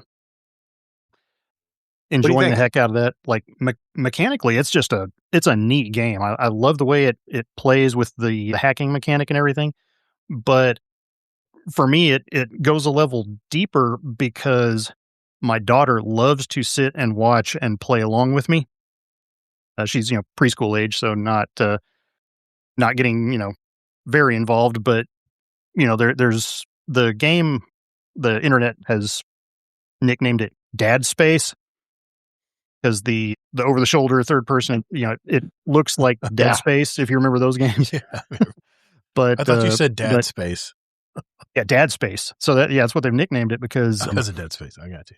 Yeah. So it's your main character is an adult male, and then you find this AI that it's shaped like a little girl, and so that's why my daughter just loves playing along. And watching it with me because it's like that's us on screen. It's just it's so cool. So I'm not allowed to play it without her watching. Oh boy, so maybe slow to for me to finish this one because we don't have a whole lot of time.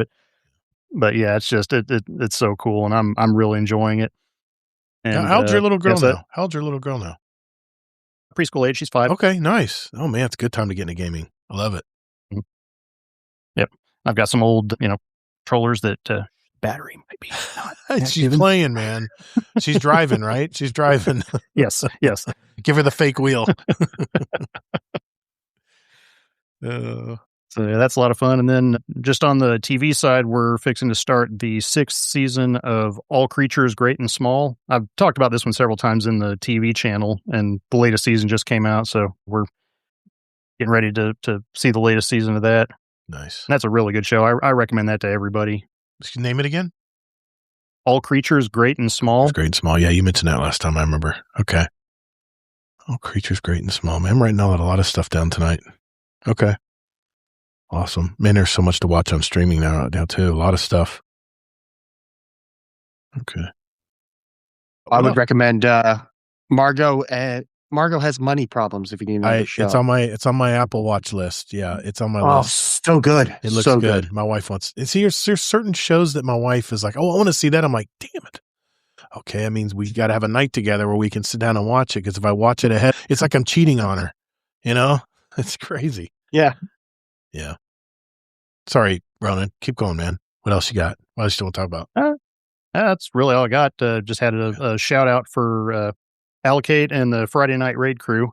So last week we let I'm not sure what she calls it, but it's a pair of randomizer wheels that choose the raid and then what weird modifier we have to go with. And we landed on Last Wish 0 to Hero. Wheel of Misfortune. And yeah, Wheel of Misfortune. That's it. So we did a Last Wish 0 to Hero. Kingsley, I think, was listening in the chat too, and it was a blast. I mean, I didn't think we'd get it done, and we ended up pulling it off. So that was an experience. That's awesome, man. Hey, man, you gotta mix it up, you know. And there's not a whole lot to do in Destiny right now, and unfortunately, the raids are still a lot of fun for getting a group of 6 together and having some fun on a Friday night. You know, can't beat that. Good deal, man. Well, it's good to talk with you again, man. I know we don't talk much during the raid because we're so worried about trying to figure out every encounter, trying to figure things out, and we're problem solving. It's not really time to BS and socialize too much, but we or you? Me. I'm talking to me. I'm always talking about me. Speaking for us again. Sorry to include you guys in that. I always love. I know. Speaking of which, we're man. There. Yeah. Speaking of which, Kingsley, what have you been doing this week, man? Catch us up. It's fun to have 3 of us on tonight. They're part of the raid crew, and of course, zombies in the chat and stuff. And so, but yeah, I still enjoy raiding in Destiny, of course, and doing things because it's always fun, different experiences with different crews we're running, and had a fun experience Wednesday night, last night, recently running with the crew. We did a Crota, which is one of my lesser favorite raids, but it was up on the rotation for reasons and had a good experience with it. So got it done really fast. It actually brought my average down because I raid a lot. So obviously I'm raiding with people that are newer to raids and stuff like that. So funny enough, my average time on Crota was even higher than raids like Kingsfall and stuff.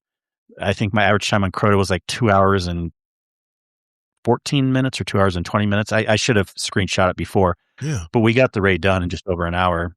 Whoa. And brought it down to like 2 hours flat, my average. So Nice. yeah, that's nice. That's nice. Not that I care about that stuff, but we were just talking about. Oh, you care about it. You know you do. You like those stats. No. The only thing that I kind of care about is like how many total runs I have because it's interesting, and it's not to like flex or anything it's a like pride. that, but it's just a pride thing. No, it's not even pride for me. It's kind of I just like to know like which raids I've done more than others, and I just kind of like to know like maybe like I'm helping people because it's more like the Sherpa runs and things like that. So, yep, and then. But I'm so glad that, I'll talk about some more video games first, then I'll get to other entertainment. I mean, just the same old, continuing Warframe some more, but more importantly, I posted some videos also that a lot of us are so excited. The big new DLC for Diablo is coming out on Monday, Lord of Hatred, and they're adding so many good things to the game. And the reviews are already out. I don't know if just Blizzard is confident that it's a good DLC, but it is because everyone who has it, even the small streamers to the big IGNs, everyone's giving it praise so far for the DLC.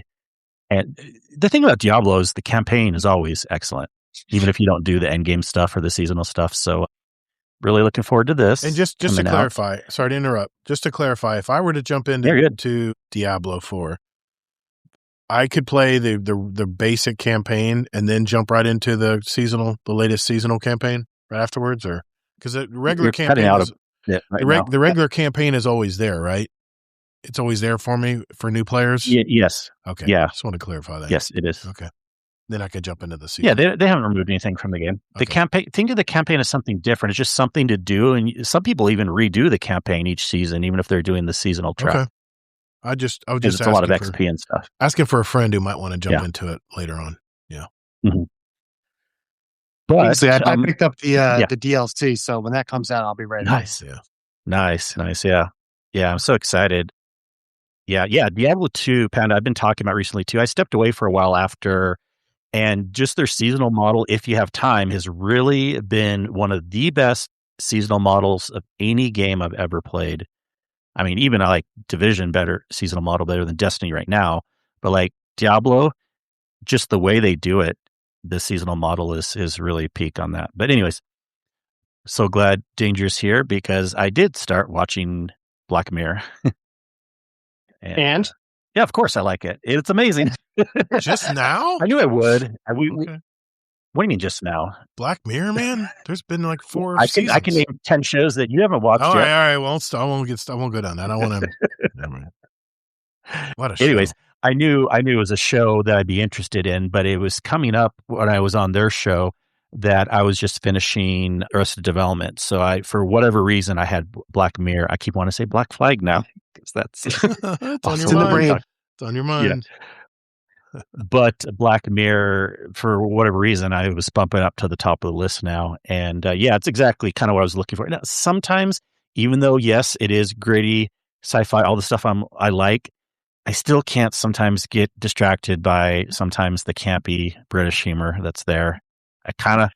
I'm just being selfish. I kind of wish it was an American show versus a British show, but I love it still. I love it, The later seasons do get a little bit more Americanized.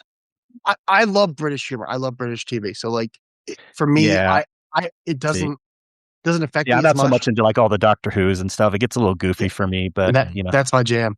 But the is it season 5 or might be 4? Season 4 starts to get a little bit more Americanized. So I think there's going to be a little bit more. There's a couple more episodes I think you'll enjoy a lot more than you would in some of the early stuff. But look, no, that's a 1% issue for me. The show is excellent, and there's only I've gotten through. It's kind of funny. I don't know why. I'm sure you guys know more than watch it, but I guess season 1 had 3 episodes. At least Netflix is saying that, and then season 2, I already got into I watched 5 episodes total so far, and there's only been one that I haven't absolutely loved, and it's the one. I don't know if you remember. This one was just kind of silly and annoying to me, but the politician who's the Blue Bear animated character. Yes. I didn't like that one for some reason, but really? Yeah. Okay. I like the other political one where the prime minister has to debase himself by doing something with an animal.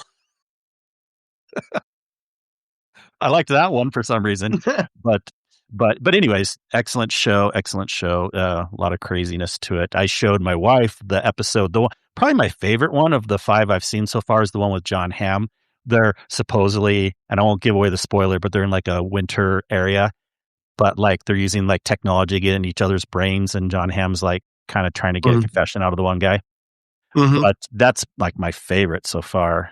But great show. So I'm going to keep up on that and probably have little mini reviews from time to time before I move on to another show. Nice. Other than that, that's pretty much it for me this week. Okay. I don't have a whole lot to add here.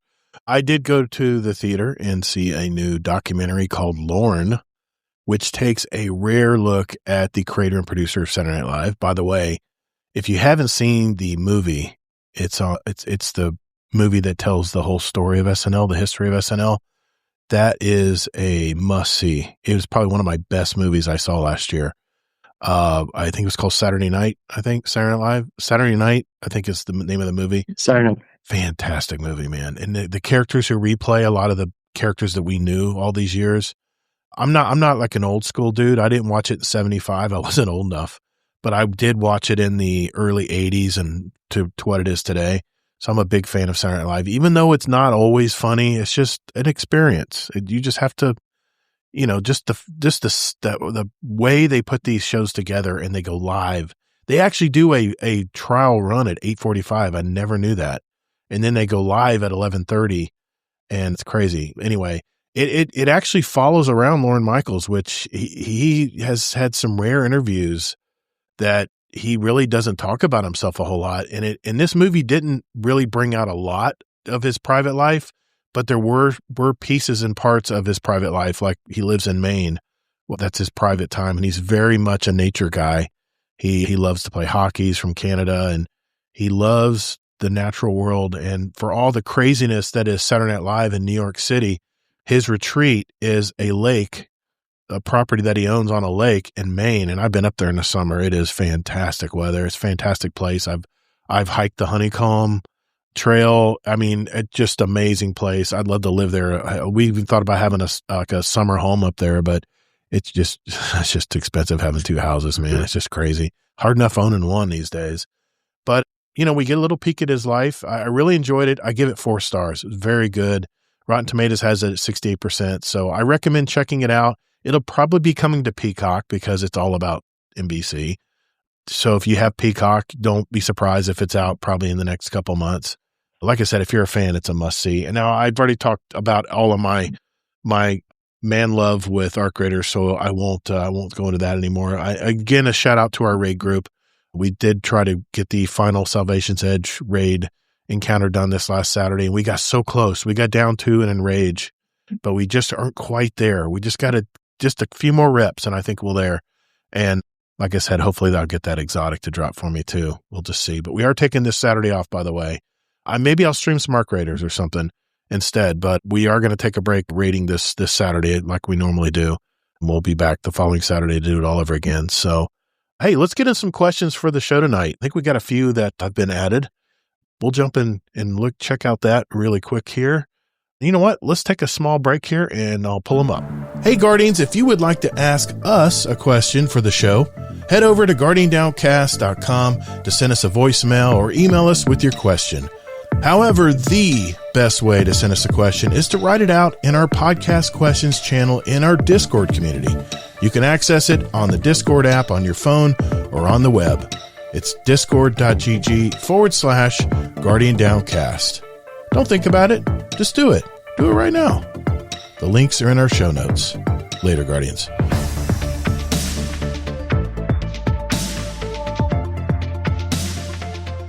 All right, ladies and gentlemen, this is the final part of our show where we like to hear from our community and we answer questions that you guys send in through our Discord community. That's discord.gg/Guardian Down Roundtable if you want to join us.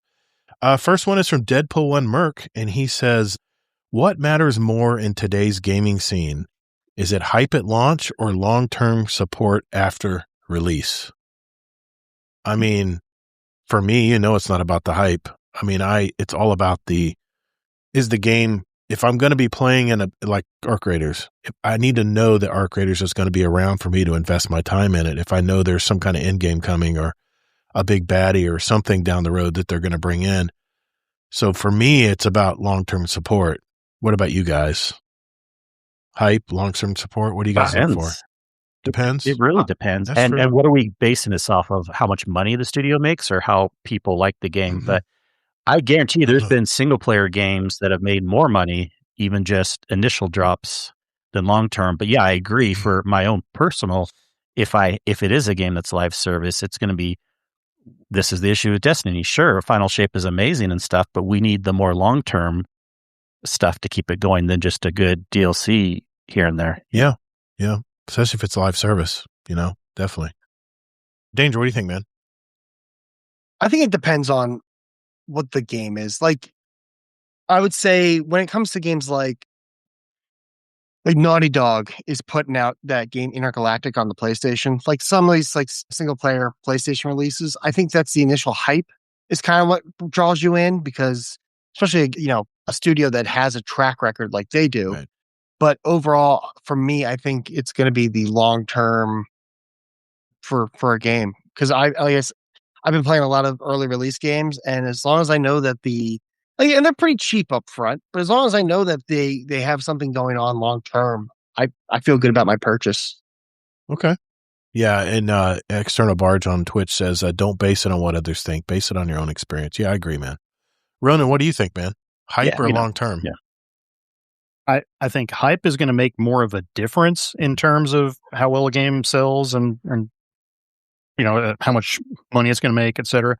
Long-term support is going to be more for your, a game that's designed to last longer. So like a live service game. And I think that there's maybe a little bit less sentiment towards long-term games right now that follow the live service model as compared to maybe a big title launching that's hopefully a new IP. A lot of people are excited for just brand new IP that's not this year's edition of something that's come before, or that kind of thing. Yeah. And I think there's a little bit of a shift happening.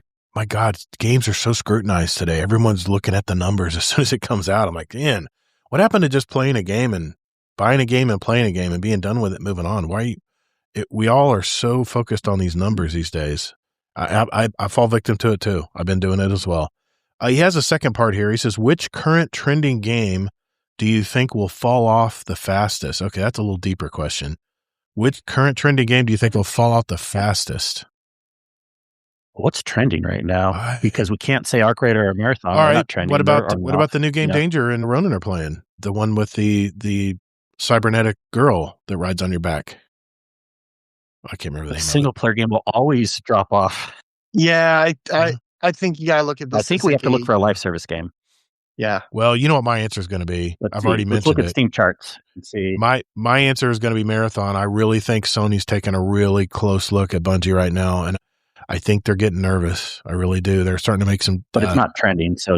Yeah. Is it? I mean, I don't know. What does trending really mean? I think it's going up or doing good right now.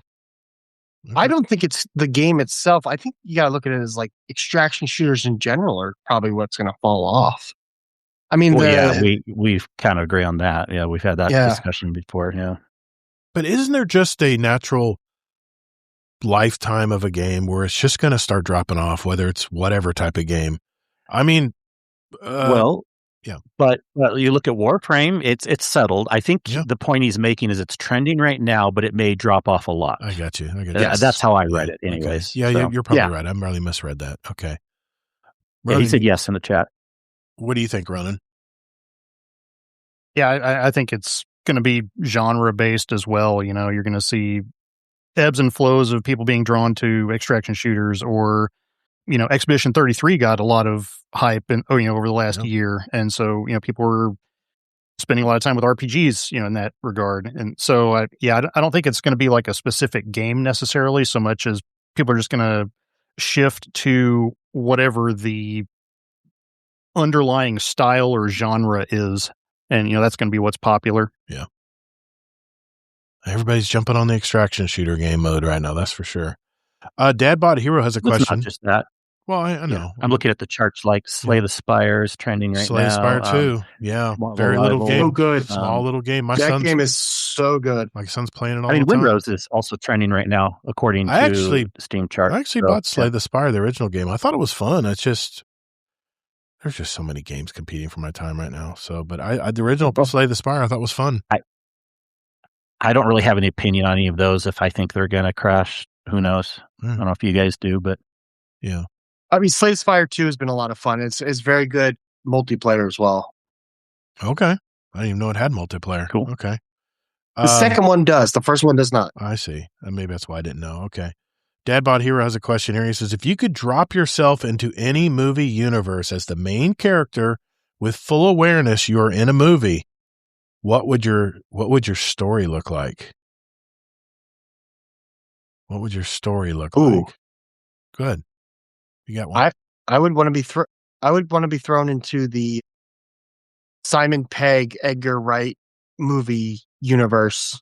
So like the Shaun of the Dead, Hot Fuzz, The World's End, that type of thing. Yeah, I don't know what my movie would be like. It'd probably just be some quirky British day in the life type of thing. I'd want to be dropped into a Guy Ritchie movie. He's making some.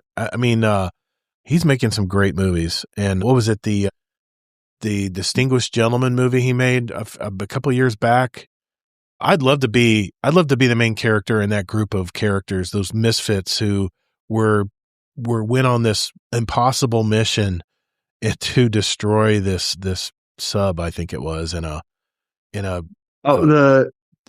League of Extraordinary Gentlemen or something, I think it was called, or the Ministry of Ungentlemanly Warfare. Yes. That's what I would drop in. I'd want to be in that Love group. that movie. I want to be in that group. And Guy Ritchie just makes good stuff. He's got another new movie coming out, by the way. It's not coming to mind. I just saw the preview for it last night, but I'll mention it when we get closer to it being released. I think it's coming out in May. So it'll probably be on my list. I think my wife and I looked at each other and said, oh yeah, it's a Guy Ritchie movie. We're definitely seeing that. What about you, Ronin? What would you be dropped into? What movie? Pacific Rim, and I wouldn't change a thing. I love it. Transformer guy. I love it, man. I love it. Man, who would you play? Would you play the main Transformer? Yeah, I think that's what the question said was you'd be the main character. Gotcha. Yeah. Gotcha. Raleigh, I think his name was. Okay. Did you answer the question, Kingsley? No. And at first I was I know you love these questions. That's why I left you for last. But I'm going to be funny. All right. Drop me into Wedding Crashers. Oh, that'd be a great movie. I'd love to be that. I'll be Vince Vaughn. Heck yeah. Just because it's not really my personality, but in a crazy way, I would be fun. I almost wish I was crazier like that. So he follows up and said, would you follow the script or try to rewrite it? No, nothing. I wouldn't change anything. I'd be like what Ronin said. I wouldn't change a thing in the Guy Ritchie movies. You know, I still have a Transformer game on PS3, External Bard says. That's crazy, man. Okay. Next question from Miklo. What's your favorite cut of beef to grill, smoke, and what kind of cook do you prefer, from rare, medium well, or well done? Ooh, that could cause a fight. Well, I think we got a bunch of grill masters here tonight, don't we? What do you guys think? I have to start with Danger. I mean, he's the cook. My favorite is smoked. Okay. But smoked is going to be well done. And then I prefer just like a brisket on that is generally my favorite type of smoked. And then if it's like a steak, just give me it doesn't have to be like a Ruth's Chris, but like that type of style, but like a medium I'm good with. It could be medium rare too, but generally I'm like right around there. What do you think, Danger? Favorite cut of beef to grill or smoke? And what kind of cook? Man. All right. So I'm going to say it's going to be probably a New York strip. Took my answer. The way I cook it is in a pan with butter, sprigs of rosemary, and garlic. So you sear it off, and a little salt and pepper. Sear it off on one side, flip it, baste it with the butter, with the garlic and the rosemary in there, and then after that's been seared, put it in the oven, let it cook down to a nice medium rare. Take it out, let it rest, and then you just slice it up. A little bit of finishing salt on top. Well, that's what a cook would say. Yeah. I New York strip is my cut. I love New York strip.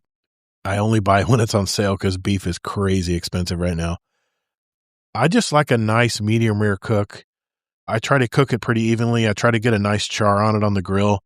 And yes, I use gas. I don't use briquettes and all that. But yeah, I get a nice, what I do on mine is I get a nice medium rare and then I let it cook on the plate. Cause the beef will keep cooking once you take it off the grill. I'll let it set on the plate, maybe put some foil over it, and I'll let it cook to a medium. But I would probably marinate it a little bit too. Not that it needs it, but just to add a little bit more. The rosemary and, would you say rosemary and butter, Danger? What else would you put on it? Garlic. No, you could do what. Yes. You could do whatever. I got to try that method. I'm not a really good cook. Okay, I'll help you out. Okay. Just let me know. I'll give you some pointers. Okay. But yeah, you could do any combinations. You can do some thyme and shallot. It's just making sure you just get it all into the pan. baste it, throw it in the oven, and like put that stuff on top of the steaks before you put it in the oven. And then when it cooks, all that juice is just falling right on top of it. Nice. Yeah. All right, Ronin. What cut of beef? How you cooking it? Ooh, I'm going to have to go with smoked sirloin. Sirloin's a good steak, man. That's a good, solid steak, and it's not too expensive to buy it. You can get some really good deals on sirloin. That's what I mainly eat because I can't afford New York strip all the time.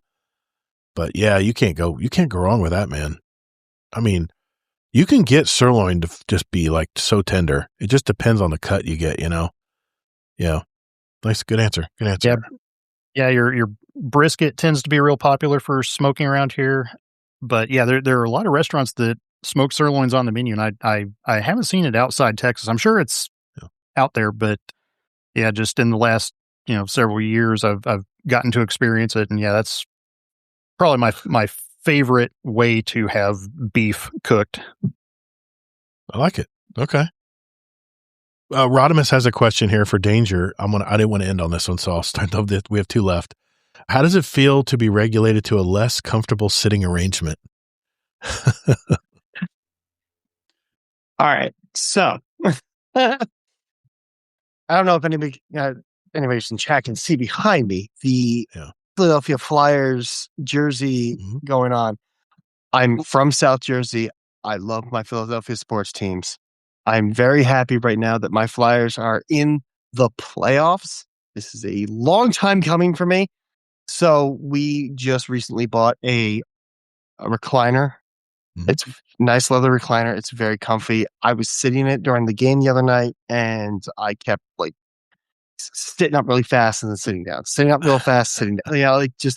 So my wife banned me from the chair while I'm watching games. So I am regulated to the rocking chair that's currently in the living room. So that's my like an old wood one. Saturday night. Yeah, it's got some fabric on it, but a little padding. Yeah. Oh my God. It's gonna be my for the rest of the series. You got to take a picture. You watching a game in that rocker. All right. That'd be awesome. Saturday night I'll have it set up. Nice, man. I like it. All right, thanks, Rodimus. All right, we're going to end on this one. This is from Scarlet Maddie. Here we go. Okay, thought experiment in question. If Marathon released and it came out with a campaign mode completely separate from its PvP experience, similar to a setup like Call of Duty or Titanfall, like we mentioned earlier, would you guys play it? Imagine a polished experience, 7 missions. You could change the difficulty. Maybe you could play with a team of 3. It gives you massive outlook on the game world and story heavily influenced.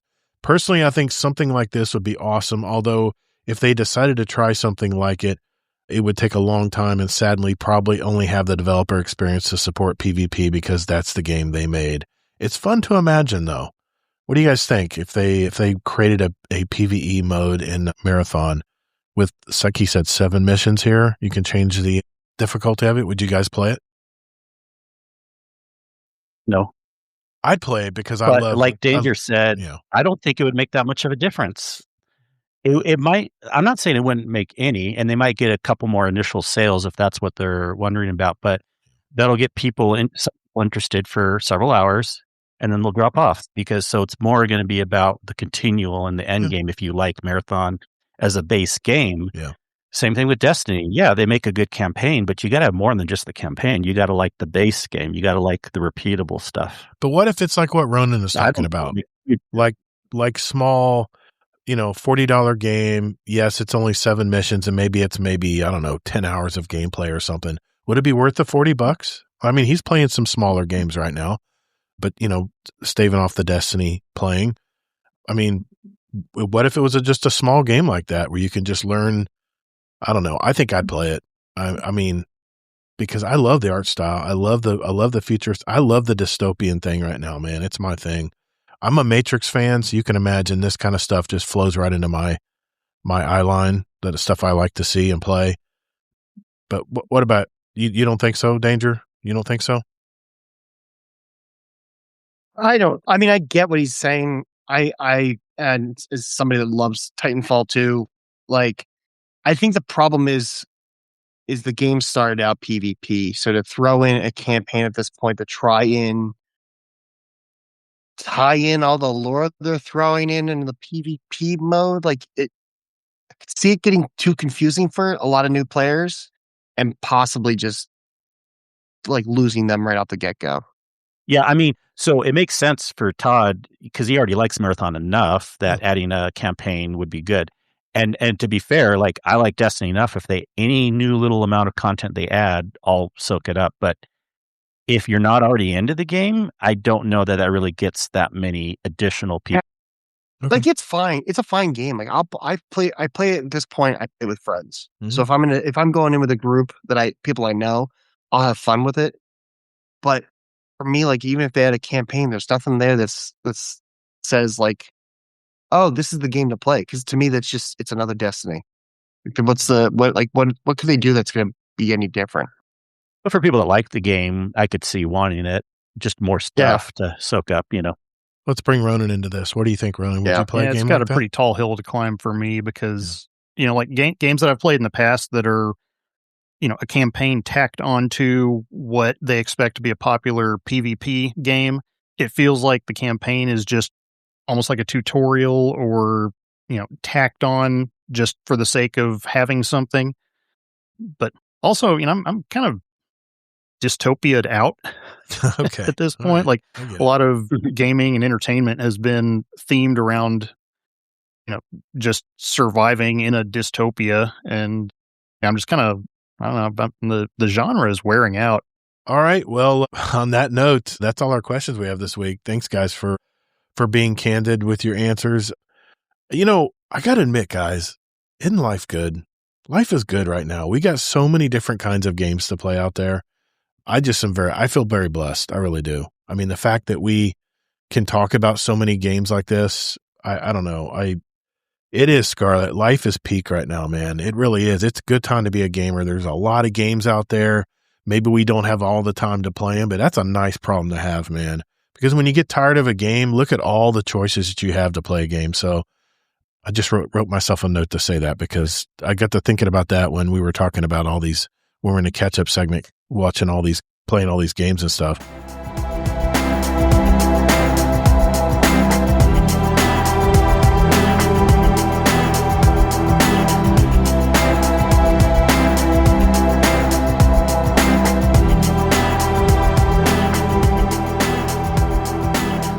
Future Gator here. This is for you, our audio listeners. Just wanted to mention that remember that we have a live show that you guys can attend if you have the time. And if you can't make it live on our show, remember you can always watch the replays if you want to see our mugs talking amongst each other. It's Todd the Gator, TODDTHEGATR on Twitch and YouTube. You can watch the replays for those. I think I want to say 120 days on Twitch, and it's always up there on my YouTube channel. So, and while you're there, subscribe to the channel. That way you'll know when we go live every week, and give us a follow on Twitch. If you have a topic that you want us to talk about, first join our Discord. It's discord.gg/Guardian Down Roundtable. The name has changed. The invite link has changed. So just keep that in mind. And hey, we've had a lot of our members that have come into our community who've invited their friends to come in. We appreciate that. We really do. We're just a real chill adult bunch of gamers. Most of us are moms and dads. There's a kind of a mix of everybody in our Discord. So jump in, join in on the conversation. If you want to send us an article or a topic that you'd like to have us research and talk on the show, it's Articles for Roundtable channel in our Discord. So be sure to go to that if you want to enter in an idea or something you want us to talk about. And you can see we get pretty abstract. We can go into all kinds of directions. But hey, it depends on our guest co-hosts what they want to talk about, and we will oblige them if that's what they want to talk about. We have 2 more guests for next week with some more topics lined up and ready to go. So I hope you guys will check that out. And like I said, try our live show. It's a lot of fun. It really is. And you can give us live input right then and there. And we might even read it aloud on the show. A big shout out to our Patreon community. I think we're 87 strong now. We have bonus content, special roles in our Discord, even some private channels where you guys can talk with all the other patrons of our community, all our supporters and people who give back to our community. So if you're curious what's involved, you can even join for free if you just want to take a look around. And a shout out to our largest Patreon supporters, like our Dungeon Champion patron, Deadpool1 Merc, and our largest contributors, Raid Boss patrons, Amazing Taco King, Frostbite, and Jealous Gaming. So, for whatever game you're into these days, be sure to take breaks, hydrate, and touch grass. Kilvin, our fist bump patron for almost a year now, and he's been a member of our community for over a year now. Thank you, sir. Appreciate that. The path to victory is long, but there's always hope. Fight! Thank you all so very much for listening, and whether in life or in your game, hey, get your reps in. Later, Guardian.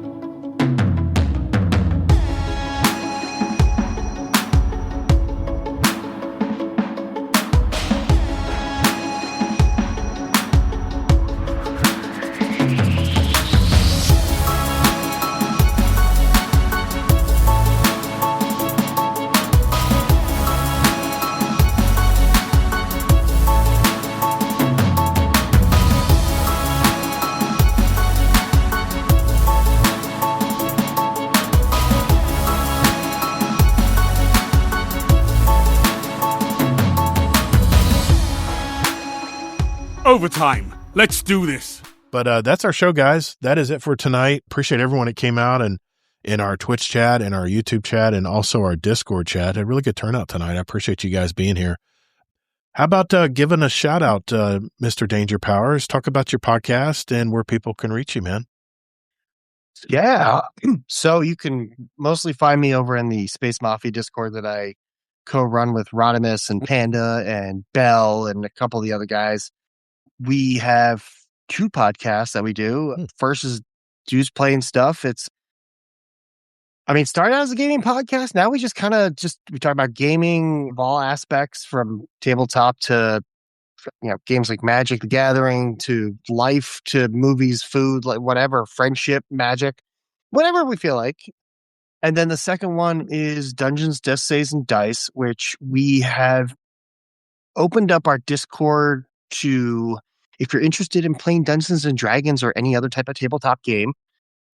It is a podcast that is strictly like, we invite people to come out, get your party, have a DM. You run like a 5 or 6 session arc. And then after that, we go on to a new party. So the idea is that everybody has a seat at the table and everybody can play and have some fun. We've done Dungeons and Dragons. I did a run of Candela Obscura. Rodimus is currently working on a thing of Shadowrun. Call of Cthulhu has come up a couple of times. So there's a whole lot of different games we're trying to throw out there. Okay. So if anybody's interested, they want to come hang out in the Discord, they want to come play D&D or whatever, come hang out and just reach out to me or anybody and we'll hook you up. Hell yeah, man. And don't forget those top 10 lists that Rodimus comes up with every week. I'm sure you guys get frustrated. Dude, you should. We got so mad on Tuesday. Like there was, I'll leave it at that. It got so heated to the point that we had to ask Doc Heyoka the next day about one of them. So we'll see. Nice, man. You guys have a good time over there, man. I'm really happy to see you guys have done so well over this. Over 100 episodes now, man. That's awesome. That's kind of the acid test, man. Most podcasters. I think Dad's Tales, which is where we came from, they did 150 episodes and says we're done. And shit, here we are, 353 now. I couldn't imagine we'd ever be here, but anyway. Mr. RoninRedLion, you want to give a shout out to anybody? Whatever you want to say. I got to give a shout out to Mr. Elmer Fudd, who is running a Helldivers 2 tournament this Saturday that I will be participating in. Get the bugs, come check that out. Kill the bugs. Do your part. They love it, man. If Arc Raiders did something like that, it'd be pretty awesome. Anyway, Kingsley Mac, want to give a shout out to anybody, man? I'm just the guest this week. Definitely. I give a shout out to first DangerPowers. It was fun being on the DPS podcast recently, and of course everyone else over there.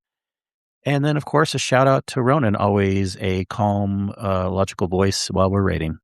And I'm going to give a shout out to External Barge. He had some really good input this week on our on the Twitch chat over there, so I'm going to give him a shout out, man. Yes, a T-bone steak with a little salt and pepper, medium rare, with a glass of wine and a cigar.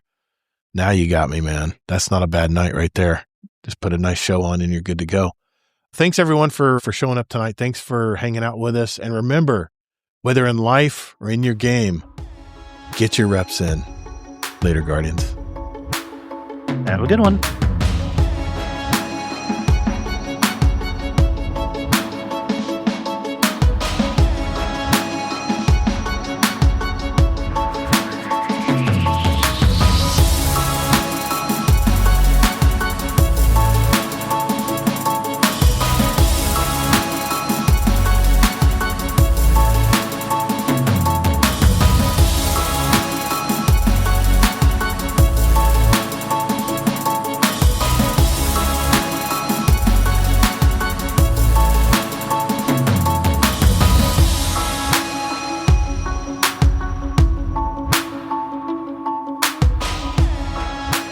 Like, there's nothing. Shit. Hold on a sec, guys. Hold on, Danger. We lose Todd. Sorry, I hit a button. I think we lost Todd. I hit a button and I exited by accident. I'm sorry. Finish that thought, man. I'm sorry.